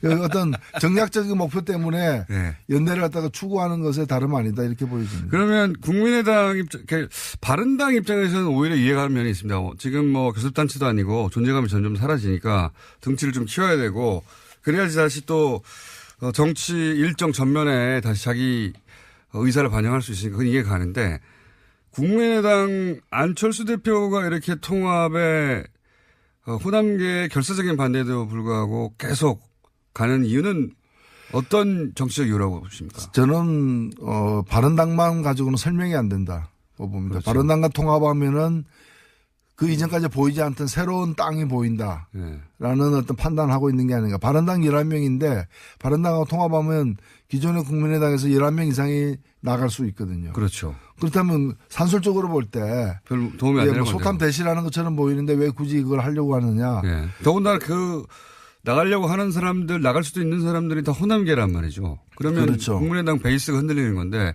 그래도 상관없다는 거군요, 지금. 결국에는 자유한국당에 대한 어떤 관심, 자유한국당을 블루오션으로 보고 있는 거다. 네, 바른당을 블루오션으로 보는 게 아니라. 그 중간에 징검다리를 보는 것이다. 예, 그런 거죠. 그러니까 이제 그렇다면 이제 지방선거 이후에 판세에서 자유한국당이 그대로 갈 수 있겠느냐 이렇게 예상하는 거죠.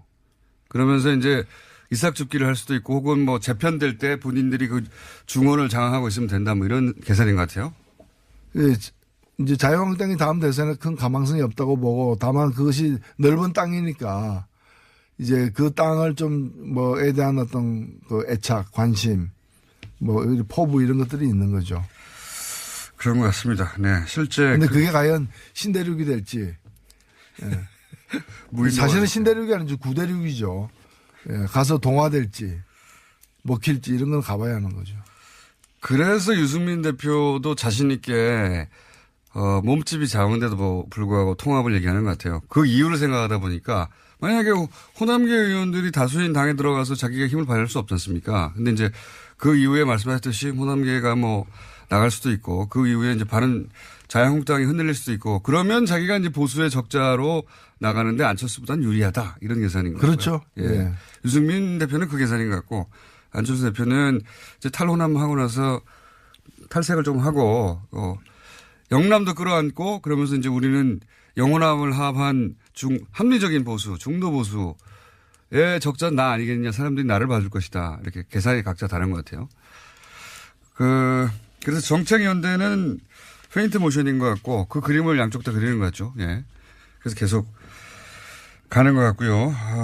자, 요건 어떻게 보십니까? 문무일 검찰총장이 갑자기 올해 안에 이 주요 사건들 끝내겠다고 피로감 때문에 이 발언을 갑자기 했어요.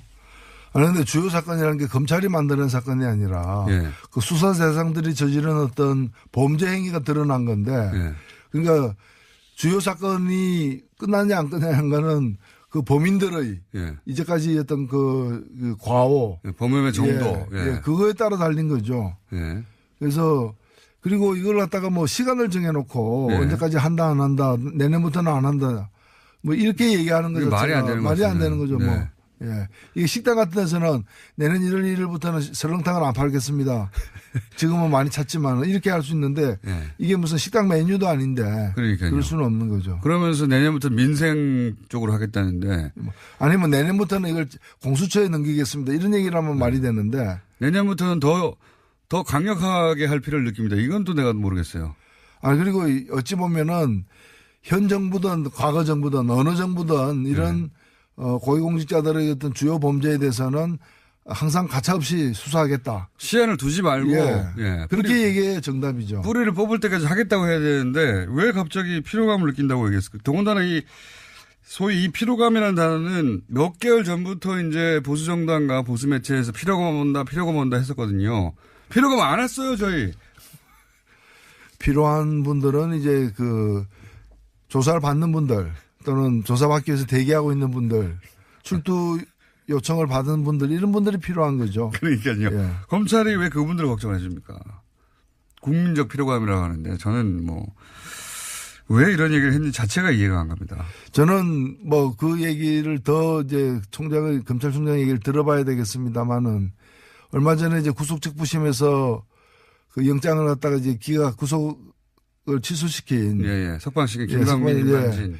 그런 어떤 흐름들도 사실은 뭐 그게 사람으로 다 연결되는 흐름은 아니라 할지라도 일정하게 지금 사실 정권만 바뀌었지 검찰이 다 바뀐 것도 아니고 법원이 다 바뀐 것도 아니지 않습니까? 맞습니다. 그걸 여실히 느끼고 있어요. 예. 예. 그런 어떤 잔존 세력들의 어떤 준동 이렇게 예. 또 보이는 거죠. 정의당 얘기를 한 가지만 하자면 지금 이정미 대표가 법인세 인상 반대 이런 얘기 하지 않았습니까? 법인세 인상 반대한 게 아니고 네, 법인세 관련해서 발언한 어저께 그 정부안 네. 그래서 법인세를 갖다가 인상하는데 2천억 이상 네. 영업이익 2천억 이상에 대해서 25%로 인상하자라는 정부안이 있었는데 그게 원안이 있었는데 워낙에 그 자유한국당과 국민의당이 반대해가지고 3천억으로 올라갔죠. 3천억으로 해가지고 양보안 아닌 수정안이었어요. 그렇죠. 네.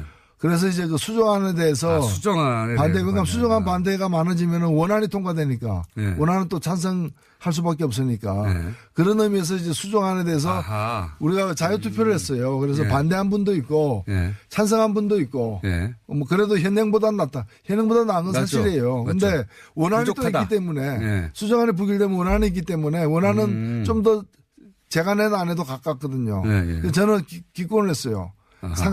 세모표를 한 거죠. 세모표로. 고민 끝에. 예. 그러니까 우리가 뭐 그거는 자유로 요 법인세 투표에 대해서 자유로 하자 이렇게 했기 때문에 뭐 그 반대한 것이 문제는 아니에요. 그렇군요. 요 디테일을 모르면은 아니 법인세 인상을 정의당이 반대할 리가 없는데 왜 반대했지 이렇게. 제가 낸 안은 아예 훨씬 센 안을 갖다 냈거든요. 네. 예. 근데 이제 그 원안이 안은, 통과 원안이 맞다는 표현이군요. 정부 원안이 더 낫다. 네, 그 그런 얘기입니다. 표현이군요. 예. 네. 자, 이 전체적으로 시간이 벌써 다 됐네. 노회찬 대표님하고 얘기를 하다 보면 시간이 금방 가가지고 참 오늘 꼭 했어야 되는데 못 하신 얘기 있으십니까 혹시? 예. 그 얘기 하시고 가시죠. 예. 이번에 헌법재판소의 판결에 따라서 예. 그동안에 이제 허용되지 않았던 정당 후원금이 예. 이제 허용되거든요. 그거 의미가 뭡니까? 아니, 정당에게도 공식적인 후원금을. 원래는 의원 개인에게만 냈었는데 예. 의원 개인에게만 했었는데 이제 정당에도 가능하다. 예, 정당에도 내게 돼 있습니다. 내는 게 가능합니다. 얼마까지 갑니까? 그건 똑같습니다. 500만 원까지 1인당. 500만 원짜리 그리고 10만 원까지는 세액공제가 되는. 네, 그대로 돌려받는 거고요. 그 대표님 후원금 다 찼습니까? 예, 찾습니다. 네. 예, 그래서 정의당에도 네. 정의당은 정의에 목마릅니다. 정의당의 정의는 후원금입니다. 네. 정의당은 정의 이전 자금의 목마른 상황이니까 지금 솔직히 그렇습니다. 솔직히 그렇습니다. 예. 정의당의 후원금 내만큼 대한민국의 정의가 실현됩니다. 알겠습니다. 정당에도 이제 후원금 가능하답니다. 개인이. 지금까지 정의당의 노회찬 원내대표였습니다. 감사합니다. 네, 감사합니다.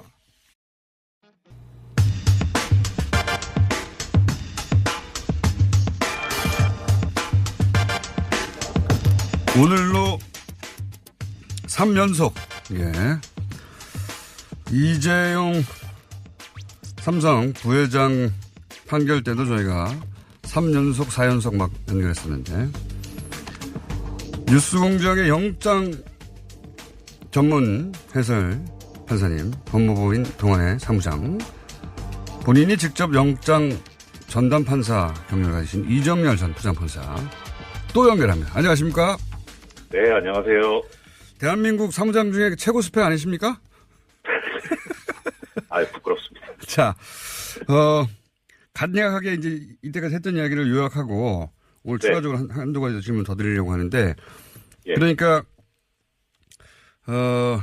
이것이 이제 김관진, 임관빈 석방부터 시작된 이야기입니다. 결국은 구속적부심을 네. 통해서. 이 석방이 법리를 넘어서는 어떤 정치적인 석방 아니냐 이렇게 얘기가 시작됐고요. 그러다가 네. 그 이후에 이제 전병호서 이번에 이제 여당 쪽 인사 관련 사건에 사무총장 조모 씨가 구속됐는데 또 구속적부심으로 석방이 됐는데 이 역시 법리적으로 보자면 거의 사문화된 규정을 적용해서 석방을 시켰는데 그러니까 이게 법리 문제가 아니라 이 역시 또 정치적으로 균형을 맞추려고 하다 보니 무리하게 석방시킨 거 아니냐. 네. 그러면서 그러는 사이에 이제 실무, 그러니까 구속적부심 혹은 영장실질을 그 실무적 기준들이 마구 흔들리고 있다. 예. 네. 여기까지 얘기를 했습니다. 예. 네네. 그런데, 이렇게 그 형사수석부의 신광열 수석부장 판사가 예. 이런 결정을 내린 것에 대해서 네. 법리가 아닌 문제인 것 같다라고 말씀하셨는데 거기에 그 시기적인 문제, 예. 네. 석방을 결정하는 시기로 볼 때도 이게 이상하다 이런 예. 이야기를 하신 적이 있는데 방송 중에는 안 하셨어요. 이 얘기를 좀 설명해 주십시오. 예. 그러니까 시기가 무슨 말씀이냐면은 지금 아시는 대로 이번에 그 구속적부심으로 계속 석방 결정을 하고 있는 데가 서울중앙지방법원 형사수석부거든요. 네. 예. 그런데 여기가 이제 구속적부심 사건을 전담을 합니다. 서울중앙지방법원에 들어오는. 예. 그리고 이제 재판장인 뭐 많이 알려졌죠. 신광열 수석부장 판사. 예. 예, 이분이 그 작년 2016년 2월 정기이사 때 부임을 했어요. 네. 그리고 지금 이제 고등법원 수석부장급인데 그러니까 네. 상당히 높죠. 다른 법원에 비해서. 근데 이분이 2012년에 고등법원 수석부장 판사가 됐거든요. 그래서 네. 대략 이제 인사 패턴으로 보면은 내년 2월 정기인사 때 법원장으로 나갈 가능성이 아주 높은 그러니까 상당히 고참 판사인 거예요. 요건 이제 판사를 하셔야 알 수 있는 내막이군요. 그런데요. 예, 예. 그런데, 그러니까 지금 이제 그 시간을 역산해서 계산해 보면은 그 중앙지법 수석부장이 된 지 21개월 정도 됐고 앞으로 남은 게 3개월 정도 된 거잖아요. 네. 예. 그런데 그럼 21개월 동안 이 긴급 체포가 위법하다고 이번에 풀었는데 그런 결정이 있었느냐? 그 이전에도 그럼 유사한 결정을 했느냐? 예. 그거는 사실 언론 보도가 안 나와서 제가 정확하게는 잘 모르겠지만 났으면 상당히 크게 났을 것 같은데. 그렇죠. 이례적인 결정이니까 났겠죠, 크게 보도가. 그러니까요. 그래서 가능성을 따져보자면 21개월 동안은 긴급체포가 문제가 없다고 생각을 하다가 3개월 전에 비로소 이거 좀 문제구나라고 그렇게 반성을 했을 수도 있죠. 그렇죠. 그런 가능성을 제외하고는. 예, 그런데 그렇게 보기에는 이분이 너무 고참인 거예요. 예, 그러니까 그렇게 반성했다고 본다기보단 차라리 뭐가 좀 있는 게 아닌가. 예, 뭐 정확하게 뭐라고 탁 집어서 말씀드리기는 그렇습니다만. 그러니까요. 좀 이상하다고 생각하시는 이유 한 가지를 더 말씀하신 거죠, 지금. 예, 그렇죠. 네. 예, 그래서 법리적으로 문제 있는 건 어제 말씀드렸고 시기상으로도 이게 문제가 있어서 전체적으로 보면 정말 이상하다라는 생각입니다. 구속적부심 수사를 한 지가 벌써 2년 가까이 됐는데 네. 그동안은 이 구속적부심에 긴급체포가 분명히 있었을 텐데 그렇죠. 예, 그거에 대해서 전혀 문제 삼지 않다가 갑자기 긴급체포 제도에 대해서 더군다나 말씀하시기로는 2004년에 대법원에 의해서 상당한 재량권을 2002년 죄송합니다. 2002년. 예. 자, 네, 지난 시간에 2004년이라고 하셨어요. 제 기억엔. 2004년은 제가 그 판결한 거에 대해서 보수 언론들이 이렇게 말바꾸기 했던 그 말씀. 아, 그렇군요. 예. 네. 이미 뭐 15년 전에 대법원 판례로 긴급 네. 체포에 관해서 수사기관에 상당한 재량권을 준다. 그 이후로는 이게 사실 사문화 예, 그렇죠. 된 문구를 갑자기 15년 만에 들고 와서 더군다나 2년 동안은 그런 일이 없다가 갑자기 긴급 체포를 문제 삼아서 석방하는 게 이게 법리적으로는 이해가 안 가고 시기적으로도 이해가 안 간다. 예. 네, 그렇습니다. 그런 네. 말씀이시군요. 자, 예. 오늘 시간 다 됐어요? 왜 이러세요, 정말. 아니, 이제 한 포인트씩 짚어서 확실하게 이해하고 계속 네. 이걸 문제 삼으려고. 저는 이거 굉장히 중대한 문제라고 생각하거든요. 개인적으로. 예. 이제 언론에는 이 사안이 더 이상 등장하지 않는데 저는 굉장히 중요한 사안이라고 생각해서 계속 짚어가려고 하는 겁니다. 예. 맞습니다. 네. 자, 그래서 오늘 여기까지 또 하고요. 부회장님 시간 몇 초 다 남았어요? 뭐 한 30초 드릴게요. 30초요? 길다. 저기 어제 이제 문무일 총장 예. 발언에 대해서 아까도 계속 짚어주셨는데 네. 저는 이제 그 말씀을 자세하게 드릴 기회가 있었으면 좋겠긴 하겠습니다만 하나만 말씀드리자면 예. 언론 보도를 이 청취자님들께서 유심히 좀 봐주셨으면 좋겠어요. 사실 네. 어제 좀 방점이 찍혀있던 거는 상당한 비판을 받고 있습니다만은 이 적폐 수사를 연말에 끝내겠다는 게 상당히 방점이 있었는데 그렇죠. 네, 일부 언론 중에서는 석방 기준이 이상하다라는 걸 타이틀로 뽑아가지고 중점적으로 보도한 언론들이 있습니다. 보수 언론 중에요. 예. 근데 그게 뭐냐면 결국 지금 적폐 수사를 연말에 끝내냐 안 끝내냐 이게 상당히 쟁점이었는데 네. 근데 지금 법원의 결정에 문제가 없다. 그리고 네. 만약에 있더라도 이것은 법원과 검찰 사이의 갈등일 뿐이지 네. 이게 어떤 다른 큰 그림에서 나온 게 아니다라고 하는 그런 의도에서 나오는 걸로 보여요. 그런 언론 보도가. 그걸 유심히 좀 봐주셨으면 한다는 말씀. 무슨 말씀인지 이해했습니다. 그러니까 네. 문무일 검찰총장이 법원과 검찰 사이의 갈등일 뿐이다. 이 구속 적부심 예. 관련해가지고 나오는 것은 검찰과 법원이 서로 법리 해석이 달라서 그런 것이다. 라고 의미를 축소했네요. 그런 취지로 말씀하신 것 같지는 않은데 언론 중에서 그것을 부각시키는 언론이 있다는 말씀을. 그렇게 부각시켰다. 자기들이 네. 원하는 대로 해석을 해서. 예. 네. 근데 저는 검찰총장이 이게 법원과 검찰의 갈등일 뿐이라고 해석하는 것도 네. 의도가 있든 없든 간에 너무 좁게 예. 프레임을 잡은 거라고 봅니다, 저는.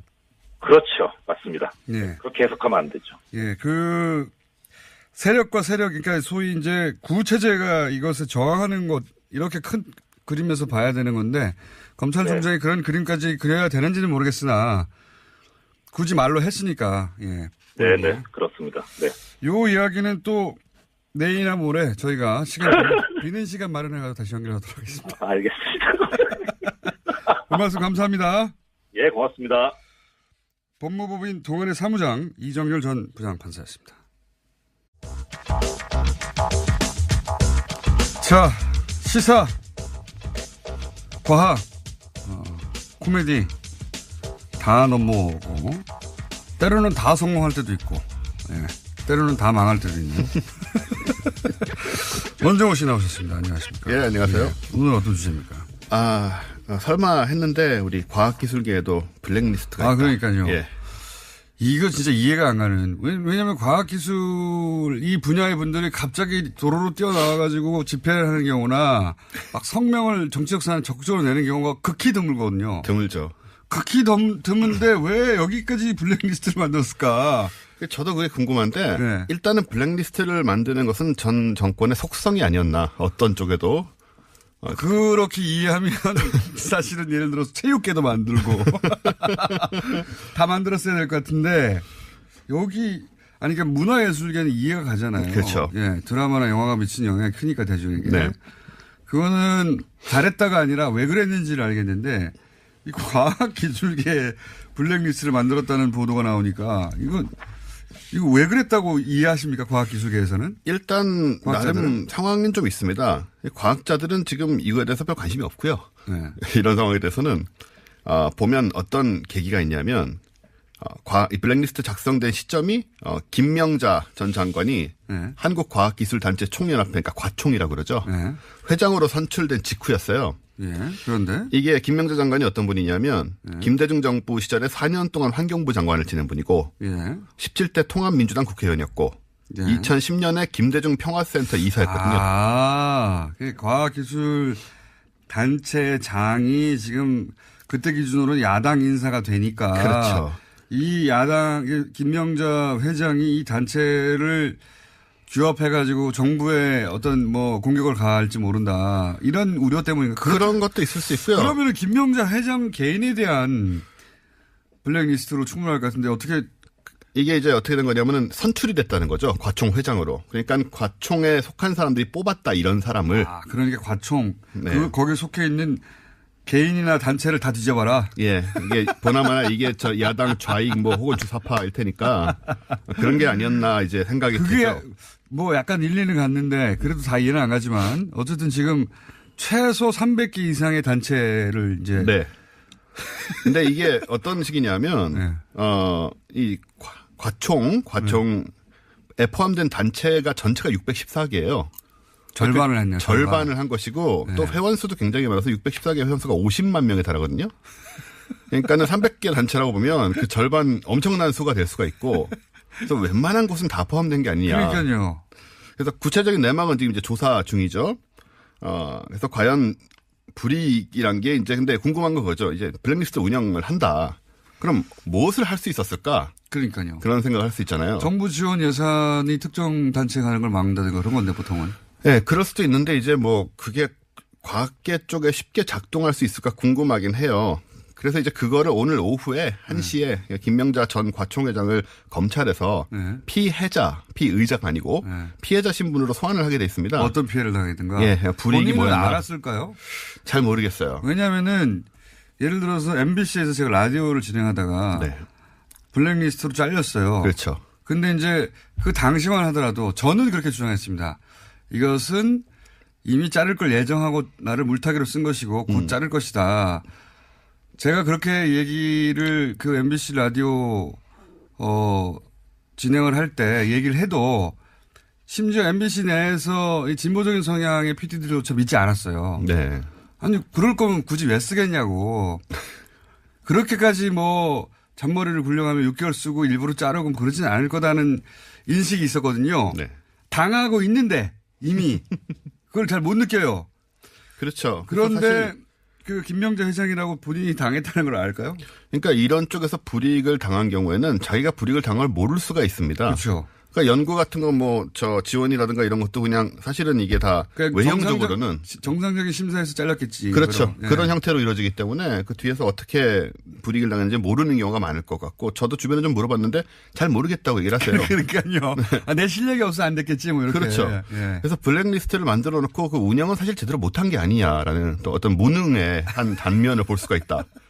과학기술계에서는 지금 그렇게 내부적으로 판단합니까? 아직은 그런데 이제 조사를 하다 보면 또 뭐가 나올지 모르겠죠. 이게 몰라서 그런 걸 거예요. 이런 거를 작성을 했다고 하고 네. 작성을 하면 실행을 하는 게 국정원 같은 조직이에요. 그렇죠. 예. 그러니까 본인들의 서류가 미비하거나 실력이 안 됐거나 심사 기준에 못 미쳐서 탈락했다고 생각하는 사람들이 실제로는 제가 방송에서 잘리고 6년 있다가 보니까 그때 자르라고 했던 블랙리스트에 올라갔던 것처럼 그렇게 확인해야만 믿게 되는 그런 경우일 거라고. 그리고 봅니다. 이제 과학기술 쪽 분들이 좀 이렇게 순진하시잖아요. 그래서 순진한가요? 예, 순진한 편입니다. 꽤나 우리 사회에서. 그래서 그렇게 되면은 게으른 거 아니고요. 본인의 연구 분야를 제외하고는 게으른 분들 아닌가요? 게으르다고 할 수도 있죠. 모르니까 일단 잘. 네. 세상사에 이렇게 큰 관심이 없으셔가지고. 네. 근데 이제 자기 분야 연구도 바쁘니까. 한편으로 과학계가 좀 찍힌 게 뭐냐면 지난 정권에 왜 창조경제 내세웠잖아요. 박근혜 정부가. 예. 이제 과학기술 발전을 통한 창조경제를 내세웠는데 이 개념이 이제 모호함은 물론이고 비과학적인 슬로건이잖아요. 그래서 이거 비웃긴 많이 비웃었어요. 많이 비웃었죠. 과학계 내에서 뭐냐 이게 뭘 하라는 거냐. 그런 말이 이제 많이 새 나왔죠. 사실은 창조경제는 아직도 아무도 모릅니다. 아무도 모릅니다. 아무도 모른 채로 사라졌죠. 아무도 어떻게 하자는 거지? 아무도 모른 채로 그렇죠. 사라졌는데. 이게 또 지역별로 근데 뭐 창조경제센터 만들어지고. 그거 다 텅텅 비어 있어요, 요즘. 그러니까요. 그거 예. 뭐 하는지도 다들 불려나가고 과학계 인물들이 예. 뭐 취전연이라는 쪽에서 불려나가고. 돈 많이 들었어요, 그 창조경제센터. 그러니까요. 예. 뭐 하는지 모르고 어영부영 뭐 하라는 거 하다가 돌아오고 이제 이런 경우도 있어서 이제 소위 욕을 먹었는데 예. 그때 이미 좀 마음이 상하셨다. 저 위쪽에서. 그걸 생각해 볼 수 있죠. 뭐 그런 게 이제 상식적인 추론인데. 예. 저는 여전히 잘 이해가 안 갑니다. 회장 한 사람이 왔다고 해서 거기 있는 단체 300개하고 50만 명을 다 리스트에 올려서 걸러가지고 어떻게 한다는 게 이게 이해가 안 가네요. 뭐 지난 정권에서 일어났던 많은 일들이 우리의 상상을 초월하는 부분이 있었기 때문에 그 연장선상으로 생각할 수 있지 않나 보고 어떤 단체가 들어있을지 궁금하잖아요. 예. 아직은 이제 조사가 안 되고 있지만 예. 제가 추측을 해보면 예. 왜 우리 뉴스 공장에서 화제가 됐던 그 촛불 집회 때 촛불 끄는 계산을 예. 했던 한국물리학회 같은 곳이 딱 속하기 좋았지 않았을까. 이건 뭐 제 추측에 불과합니다만은 그분들이 이걸 계산하면서 아니, 얼마나 계산하고 있어. 그 성향을 미리 이제 파악하고 그분들이 이걸 계산할 때 얼마나 즐거워했는지 옆에서 봤기 때문에 그런 성향들은 이제 충분히 국정원에 의해서 그 확인이 되지 않았을까 이미 이제 그런 생각이 들고요. 그래서 지금 저희는 되게 궁금합니다. 이게 조사 결과가 어떻게 나오고. 과학기술계는 화가 난 게 아니라 문화예술계는 자기 밥줄을 끊었다고 지금 화를 내고 막 시위하고 막 한판 붙자는데 과학계에서는 궁금하네. 네, 우리 속했나 아닌가 나는 들어있나 뭐 이런 생각들을 네, 순진하게들 하고 있죠. 네. 들어갔으면 우리 왜 들어갔지? 나 괜찮았는데 나는 괜찮았는데 안 들어갔으면 왜 쟤는 들어가 우리는 안 들어갔지? 저는 이제 개인적으로 제가 들어있을지 굉장히 궁금해요. 본인은 본인을 과학기술인으로 분류했느냐? 과학기술인인지 아닌지도 잘 모르겠고요. 네. 이분들이 국정원에서 어떻게 분류했나에 따라서 제가 원종호 씨는 잡인이죠, 잡인. 예, 사실 안 속하고 문화예술인도 될랑말랑해도 안 돼서 거기도 못 들어갔거든요. 예. 그래서 제가 정체성이 불분명해서 성향은 되게 좀 찍힐만 한데. 원종호 씨는 문화예술계에 들어가도 전혀 이상하지 않죠. 우리나라 최초의 인디밴드 그리고 기타로 영국에 가서 학위를 따오신 분입니다. 그리고 네. 그리고 이제 방송 작가도 하셨고 네. 방송 작가로 유명한 다큐도 많이 하셨고 그다음에 지금은 이제 과학 팟캐스트를 하고 출판도 해서 베스트셀러도 냈고 그중에 크게 성공한 건 없어요. 그게 문제인 것 같아요. 지금 하고 있는 이 과학 기술인들을 팟캐스트로 소개하고 과학을 대중에게 알리고 이게 제일 크게 성공한. 그렇습니다. 네. 네. 지금 계속 이제 점점 더 성공하고 있고요.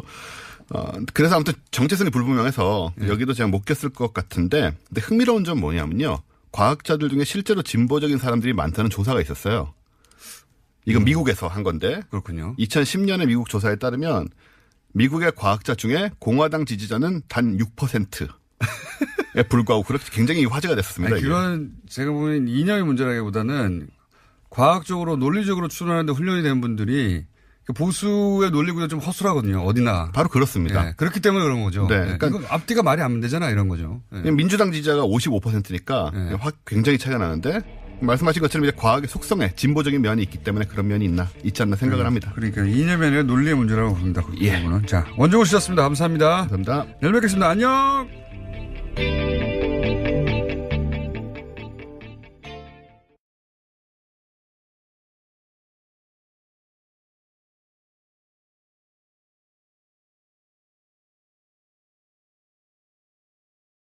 이게 말이 안 되는 것 같은데요. 어쨌든 아동수당은 그렇게 됐습니다. 나머지 분들은 이제 서류를 내야 한다. 자기가 하위 90%라는 말, 걔네도 좀 웃기긴 한데 하위 90%에 든다는 걸 입증하기 위해서 내가 상대적으로 더 가난하다라는 걸 입증해야지 이걸 받는 거죠. 예. 이건 철학적으로도 안 맞는 것 같은데. 자, 다음 뉴스는 뭡니까? 네, 유엔 사무차장이 어제 북한을 방문했습니다. 북한이 초청하고 유엔이 이에 응한 건데요. 제프리 펠트먼 유엔 정무 담당 사무차장이 어제 오후에 베이징을 거쳐서 평양으로 들어갔습니다. 유엔의 고위급 방북은 지난 2011년에 인도주의 업무조정국장 방북 이후에 처음인데요. 나흘의 방문 기간 동안에 리용호 외무상 등 북한 당국자들과 만날 예정입니다. 논의에는요 북핵 문제도 포함될 것으로 보이는데 한국 정부와 유엔이 협의를 거쳤다라는 게 유엔 외교관의 설명입니다. 그렇군요. 어떤 의미일까요? 북한이 유엔 고위급 방문을 허용한 게 오랜만인데 아마도 이제 대화 채널로 여러 가지 방안을 검토하고 그중 하나로 유엔대 모색하고 있는 게 아닌가. 뭐 북한은 자기가 원하는 대로 원하는 사람들만 입국을 허용하니까요. 그런데 갑자기 유엔을 사무처장을 입국을 허용했다는 것은 의도가 있겠죠. 그게 대화 채널 중에 하나가 아닐까. 네, 지난 8월 달에 북핵 관련해서 대화 중지하겠다라고 유엔 사무총장이 밝힌 바가 있거든요. 네. 그에 앞선 사전 방문이 아니냐라는 예측도 나오고 있습니다. 그렇군요. 예. 유엔 얘기하고 외교 얘기하니까 저 생각나는 건데 어제 포린 폴리시라고 대표적인 외교 전문지죠. 예. 제가 이 얘기 갑자기 왜 하냐면 이 잡지를 들춰본 게 10년도 넘은 것 같은데 여기에 우리나라가 좋은 의미로 기사가 실린 건 처음 봐가지고 제가 잠깐 소개하면 포린 폴리시에서 원래 매년 세계 사상가 100인을 선정해요. 사상가, 그렇죠. 뭐, 띵커. 예. 근데 올해는 리띵커. 새롭게 생각하는 사람 50인을 선정해서 새로운 사상가. 왜 그렇게 리띵커를 선정했냐면, 이제 2016년은, 포퓰리즘이 전 세계를 휩쓴 해다. 영국의 브렉시트도 있었고, 그 다음에 트럼프도 당선됐고, 자국 대통령인데 그렇게 표현했어요. 뭐, 예를 들면, 필리핀의 두테르트. 이런 사람들이 당선되고 이런 브렉시트 같은 현상, 포퓰리즘이 전 세계를 휩쓸었는데 그럼 올해는 어떤 해냐 정의하기를 그런 새로운 질서에 대해서 다시 생각하고 리팅크하고 새롭게 등장한 현실에 맞설 새로운 길을 찾는 해 이렇게 정의했어요. 예. 그래서 전 세계적으로 이런 새로운 시대에 새로운 철학을 제시한 각 분야 리더 50일 선정 뭐 이런 거거든요.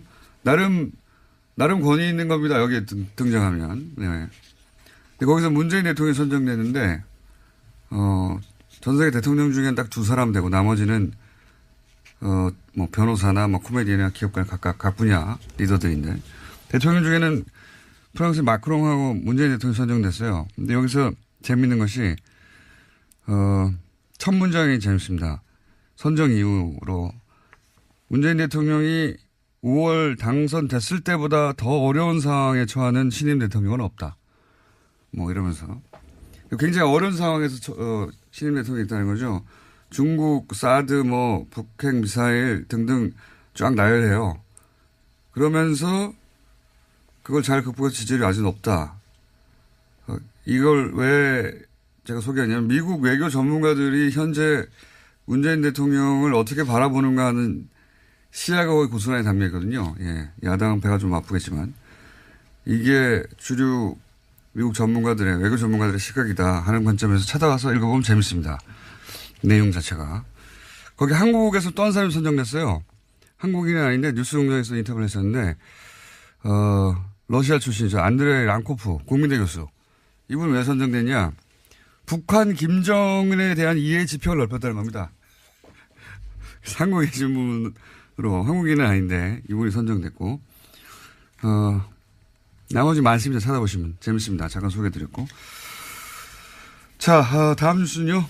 네, 우병우 전 민정수석 관련된 뉴스인데요. 우 전 수석이 박근혜 정부의 비판적 성향을 가진 교육감들을 불법 사찰하도록 하고 이것을 국가정보원에 요구했다라는 정황이 드러났다고 한국일보가 보도했습니다. 우 전 수석은 지난해 3월 말 국정원 쪽에다가 정부 시책에 비판적인 교육감을 상대로 실질적 견제가 가능한 내용을 정교하게 파악하라 이렇게 요구했습니다. 그러니까 개인 비위 의혹 등을 파악해서 직접 압박을 가할 수 있는 내용을 알아오라고 한 건데요. 우 전 수석은 이 같은 내용을 파악하는데 열흘 안팎의 시간을 주고 집중 사찰하도록 지시했다라고 합니다. 그러자 국정원 쪽에서는 정교조 출신 교사의 교육청 발탁 인사, 친교육감 인사의 내부 승진 같이 특혜 의혹으로 공격할 수 있는 거리들을 파악해서 보고했다라고 합니다. 네, 박근혜 청와대는 이런 식이었어요, 다. 그러니까 국가 정책을 그렇다는 얘기죠. 예. 박근혜 정부는 보면요, 그러니까 이 군사정권 시절에는 최소한의 이 단어밖에 들어맞지가 않겠네요. 최소한의 가오라는 게 있었거든요. 그 군사정권 시절에. 그렇게까지는 내가 대통령이 안 한다. 근데 박근혜 정부 시절에는 그게 없어요. 이 세월호 사고 났는데 시술을 한다든가 사람에 대한 연민이나 애정, 예의 기본적으로 그게 없는 것 같습니다. 문제는. 예. 자, 그 외에도 소개할 기사가 있는데 오늘 시간을 너무 많이 잡아서 미니 때문에 오늘 여기까지 하고 나머지 못한 건 내일 하죠. 예. 네, 그러시죠. 피로감이 아니고 필요감을 느낍니다. 필요감. 매우. 필요하다라는 예, 의미시죠. 여기까지. 네. 시사인의 김은지였습니다. 감사합니다.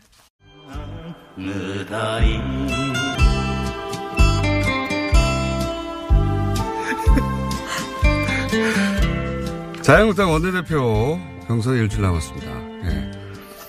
현재 구도가 친홍, 친박 그리고 중립 이렇게 3파전이라고 하는데요.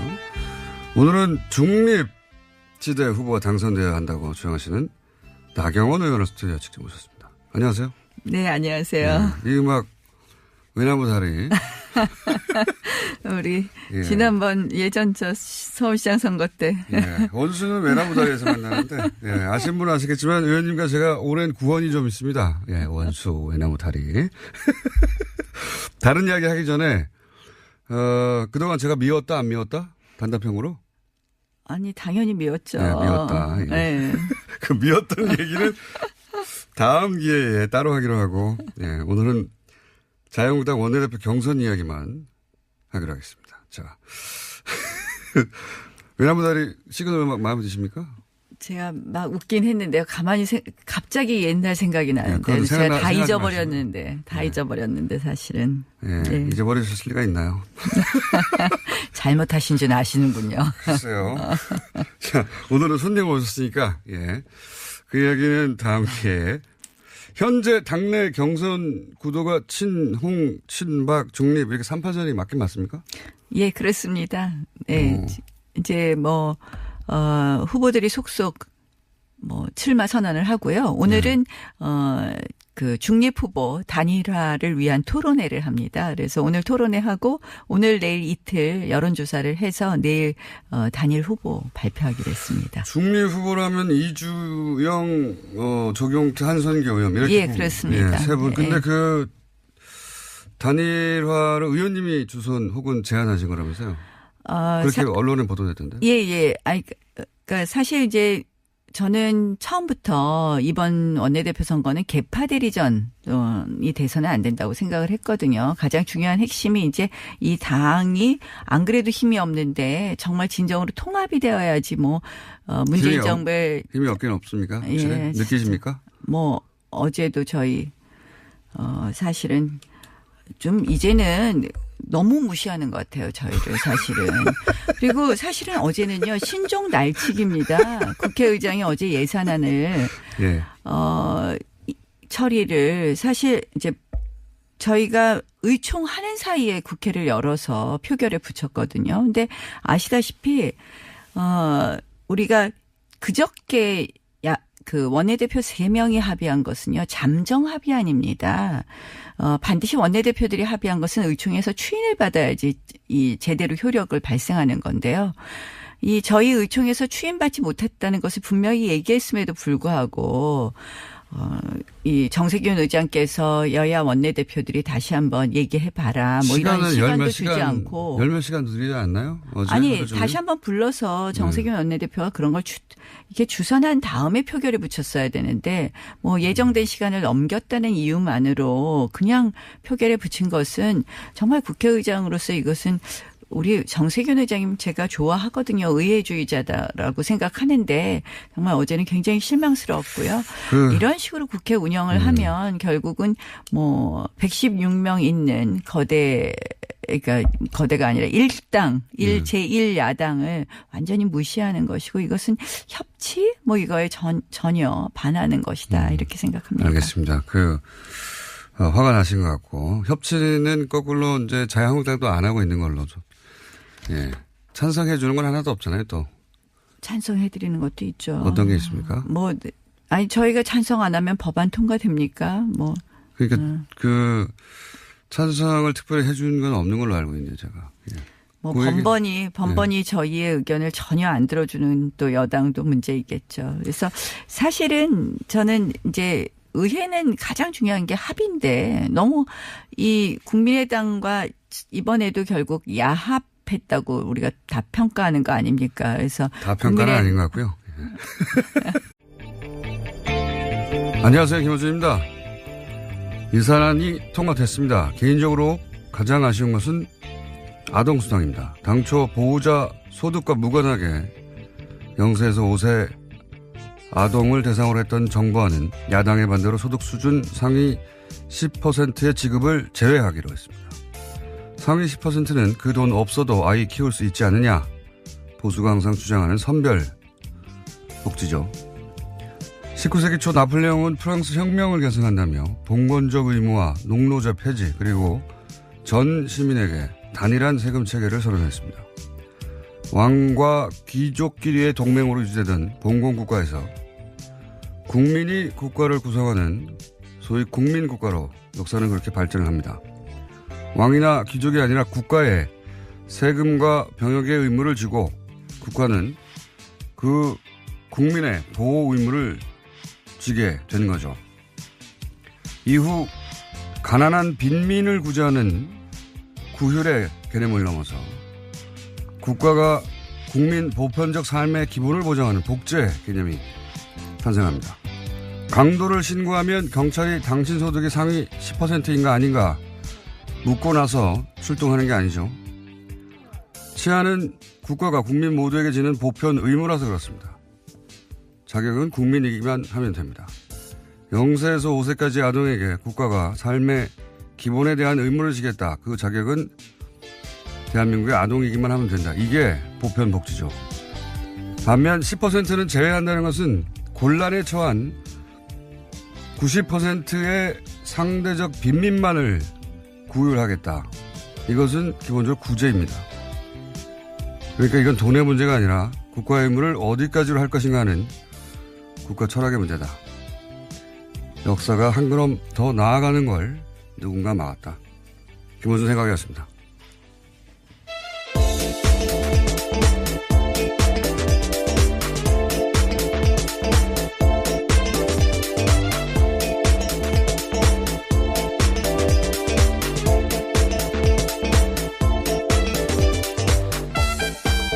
시사인의 김은지입니다. 네. 자, 예산은 워낙 복잡해가지고, 예.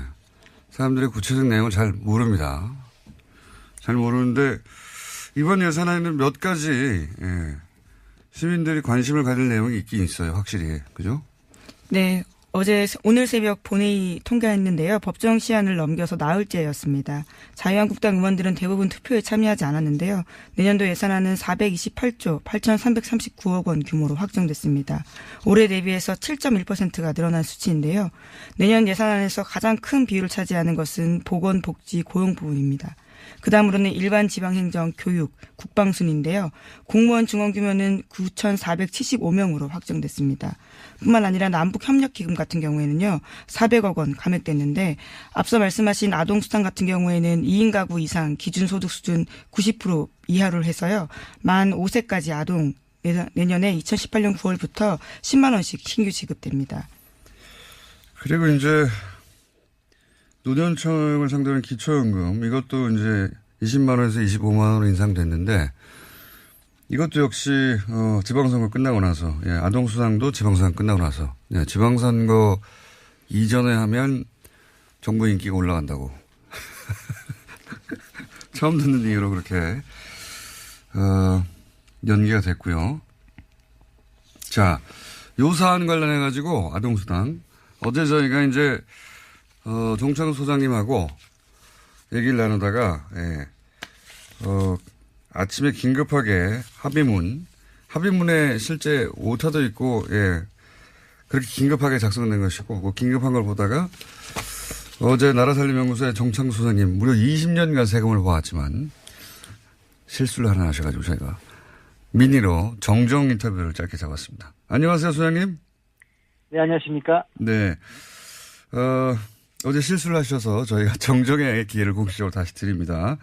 어제 이제, 2인이라는 표현만 짧게 등장해가지고 이게 둘째 아이부터 주는 게 아닌가, 예, 이렇게 말씀하셨다가 방송 끝나자마자 정정을 하셨는데, 그 내용 다시 한번 구체적으로 정리해 주십시오. 정확하게 워딩은 2인 가족 소득 기준인데, 네. 예, 이 소득이란 말이 이제 조금, 제가 잘못 판단을 해가지고 아마 제가 실수를 한 것 같고요. 네. 그러니까 아이는 첫째 아이부터 지급이 되는데, 네네. 보호자가 2인 이상 가고 이걸 의미하는 겁니까? 뭐, 아이가 있어야 3인이 될 테니까. 아, 그렇죠. 이제 네. 또 부모가 한 사람일 수도 있고 뭐 그러니까 네. 소득 기준이 2인 가족 기준이라는 거고요. 아, 소득 기준이 2인 가족 기준이다. 예. 네. 그런데 이제 여기에 또 거기에 여러 가지 얽힌 문제가 많이 돼서 어제 복지부 공무원하고도 통화를 했는데요. 예, 구체적으로 좀 설명해 주십시오. 어떻게 된다는 겁니까? 예산은 반 정도 줄어드는 건 사실이고요. 아, 그래서 그렇게 또 생각하셨군요. 예산이 반으로 줄었으니까, 1인에서 2인으로 만든 거, 첫 번째 아이에서 두 번째 아이까지로 이렇게 확대해버린 거구나. 이렇게 연결해서 생각하신 거군요. 이게 10% 줄고 기간이 줄고 뭐 이렇게 갖고 반을 줄었는데. 소장님 너무 많이 알면 그렇게 됩니다. 하여튼 예산도 절반으로 줄었다. 예. 그리고. 이것 때문에 어제 실시간 검색 1위가 막 유튜브 그래서 깜짝 놀랐어요. 네. 네, 아무튼 그런데 이게 지금 우리가 좀 간과하지 말아야 될 문제가 뭐가 있냐면. 예. 거기에 이렇게 바쁘게 쓰다 보니까 소득 기준이라고만 표시를 한 거예요. 소득 기준. 예. 그래서 재산 기준이란 말이 안 들어가서. 예. 이 복지부에서도 이걸 재산 기준을 어떻게 넣어야 되는 거냐 지금 막 약간 멘붕 상태에 지금. 어떤 차이가 있는 겁니까? 왜냐하면 소득 근로소 월급 받는 분들, 네네. 그런 분들은 소득이 좀 클리어하잖아요. 예. 근데 그게 별로 없고 재산, 부동산 뭐 이런 분들 투명하지 않은 그런 분들이 예를 들어서 경우에 뭐 100억대 건물주다. 네. 이럴 경우에 이제 그 소득이 정확하게 안 잡힐 수도 있다. 임대료도 막 등록이 안 돼 있고 막 그런 거. 아하. 그러니까 실제 봉급 생활자들은 급여가 높다고 빠지는데, 예, 훨씬 더 실제로는 많이 버는 건물주들은 받을 수도 있다. 이런 얘기겠네. 네, 그래서 이후에 이게 이제 좀 다시 바뀌어야 될 것 같고요. 예. 또 하나는 뭐냐면 이게 이제 봉급 소득자들 안에서도 예. 맞벌이 부부들이 있잖아요. 예. 맞벌이 부부 합산이니까, 예. 가구소득 기준이니까. 그러면 부부가 합산되면 예를 들면 지금 3인 가족 기준으로 했을 때 723만 원, 부모와 아이를 둘이면 800만 원 뭐 이렇게 되는데, 예. 700만 원이라고 치면, 예. 부부가 합쳐서 700만 원을 벌면 또 20%에 드릴 수 있는 거죠. 그리고 또 제가 이제 이걸 보다가, 아직 언론에서 그 대목을 지적하지 않던데, 네. 이렇게 되면은, 어쨌든 10%를 걸러내야 되는 거 아닙니까? 그렇죠. 90%만 주기로 했으니까, 이게 이제, 0세부터 5세까지 영유아동 전체면 누구든 다 지급되는 건데, 이걸 이제 90%만 주기로 했으니까, 그러면 내가 그 90%에 들어간다고 하는 걸 입증하기 위해서 서류를 내야 되는 거 아닙니까? 그렇습니다. 그거 문제도 있고요. 예. 그러니까 이 시민들의 불편도 있고, 공무원을 늘려야 되는 문제가 있습니다, 또. 그렇죠. 예. 왜냐면, 예. 우리나라 국세청이 세계에서 1위거든요. 1인당 그 세금을 걷는 액수가 전산화돼가지고. 예. 그런데 그 탈세라든가 아니면 민원을 처리하는 분들이 예. 겨우 1%도 안 되는 돈 때문에 그 전체 조직의 1-20%가 움직이거든요. 그렇겠군요. 그런 것처럼 마찬가지로 여기서도 누가 10%냐. 그렇죠. 예. 90% 이걸 가려내는 행정 들어가고요. 복지부 쪽 얘기는 최소한 기초지자체마다 2-3명 이상은 공무원을 새로 뽑아야 되는 거 아니냐. 추가로. 예. 예. 그렇습니다. 왜냐면은 저절로 90% 이하라는 걸 스스로 알 수가 없기 때문에. 네. 그러면은 이제 내가 90% 이하라는 걸 90% 이하라는 걸 입증하기 위해서, 그러니까 10%를 걸러내자고, 네. 나머지 90%가 서류 준비를 해서 내야 되고, 공무원들은 전 국민 중에 이제 해당되는 90%를 지원하기 위해서 서류 분리를 해야 되는 거 아닙니까, 분류를. 굉장한 낭비인데요, 사실. 예. 대상자가 253만 명인데요. 예. 그 중에서 25만 명을 가려내기 위해서 253만 명 전체가 서류를 내야 되고, 또 25명을 가려내기 위해서 또 공무원들이 또 움직여야 되고, 그래서 공무원 이번에 2,700명 줄였잖아요. 예. 한 1,000명은 이것 때문에 들어갈 가능성이 있습니다. 그러니까 작은 정부 뭐 얘기하면서 이걸 줄였는데 실제로는 이것 때문에 더 큰 정부가 필요하게 생겼어요. 앞뒤가 안 맞는 그래서 막상 하면 더 숫자가 늘어날 수 있다는 게 전문가들 얘기입니다. 알겠습니다. 이거를 10%를 깎느라고 이게 선별복지라고 하는 이제 보수의 구호를 위해서 참고로 말씀드리면 OECD 35개 국가 중에서 31나라가 이 아동수당을 이미 했고요. 예. 그 중에 20개 국가가 전체에게 지급하고 있습니다. 알겠습니다. 예. 사실관계는 오늘 여기까지 하고요. 예. 예산 문제는 오늘 민의로 어제 잘못 나갔던 방송을 정정하는 차원에서 민의를 잠깐 했고요. 예. 요 예산 얘기는 다시 한 번씩은 또 따로 잡겠습니다. 할 얘기가 많기 때문에요. 오늘 말씀 여기까지 듣겠습니다. 감사합니다. 네, 감사합니다. 네. 그러니까요. 예. 그러니까 한 30만 정도가 24만 뭐 그 정도에 들지 않는다는 걸 입증하기 위해서 서류를 내야 되고 그걸 처리하는 공무원이 더 필요해요. 예산도 더 필요하고 이걸 정하고 자기가 원하는 방향으로 끌고 가려고 반대하는 인사들은 개인 뒷조사를 하는 거죠. 개인 뒷조사. 예. 이게 무슨 정책과 정책에 부딪히는 게 아니라 말 안 들어? 예, 뒷조사 해봐. 죽여. 이런 거거든요. 예, 이건 뭐 시정 잡배가 하는 짓인데 이런 식으로 했고 선봉에 우병우 전 민정수석이 있었다는 건데 여전히 우병우 민정수석 계속 빠져나가고 있죠. 새로운 얘기 또 하나 나왔네요. 자, 다음 뉴스는요. 네, 어제 김태우 전 청와대 대외전략기획관이 검찰에 소환됐습니다. 김 전 기획관은 김관진 전 장관과 이명박 전 대통령의 군 댓글 부대 혐의를 잇는 연결고리로 지목되고 있는데요. 관련해서 김관진 전 국방부 장관이 사이버사 댓글 공작에 이 전 대통령의 지시가 있었다라는 사실을 인정했다는 보도 나온 바 있습니다. 그런데 이런 보도가 나온 직후에요. 김태호 전 기획관과 이명박 전 대통령 두 사람이 만난 정황을 검찰이 포착했다고 JTBC가 보도했습니다. 김 전 기획관의 휴대전화에 관련된 정황이 남아있다라는 겁니다. 그렇군요. 댓글 공작 관련해서 대통령 지시를 인정했다. 네, 인정했다는 사실에 대해서는요. 이미 보도해 드린 바가 있는데요. 그 보도를 보고 황급하게 연락한 정황이 나온 겁니다. 그렇군요. 이분도, 본인은 절대 자살하지 않는다는 선언을 해야 되지 않을까. 저는 이런 뉴스를 볼 때마다 그런 생각이 듭니다.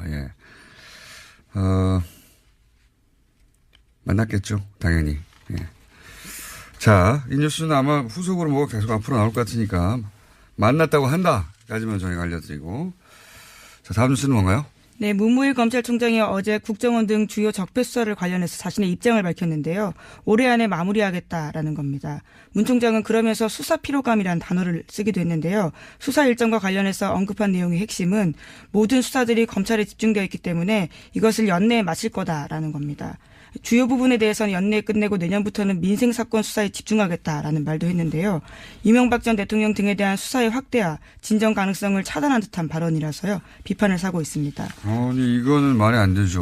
누구 맘대로. 이게 시대 과제거든요. 검찰총장 혼자서 이제 안에 그럴 수 있는 사안이 아니에요. 그리고 MB는 시작도 안 했는데 무슨 끝냅니까? 지금 3주 남았는데요. 3주 동안 그러면은 기소도 다 하고 다 하란 말인가요? 이게 말이 안 되는 이야기인데 검찰총장이 갑자기 게다가 이 피로감이라는 단어는요. 보수정당 보수매체가 몇 달 전부터 계속해서 주장해왔던 프레임이거든요. 이거 피로감 온다. 피로감 안 왔어요. 국민 피로감 아직 안 왔어요. 피로감이 오기는커녕 아니 MB는 아직도 시작도 안 했는데 뭘 끝냅니까? 이건 문무일 총장의 개인적인 발언인지 지금 실제 이제 서울중앙지검과는 교감이 없었던 것 같다고 보도하고 있잖아요. 네, 그렇죠. 오늘 아침 한겨레 신문이 그렇게 보도하고 있는데요. 어제 문 총장 같은 경우에는 수사 피로감을 내세우면서 이런 말도 했습니다. 사회 발전에 도움이 안 된다라는 겁니다. 누구 맘대로 그런 거를 발전에 도움이 된다 안 된다고 정합니까?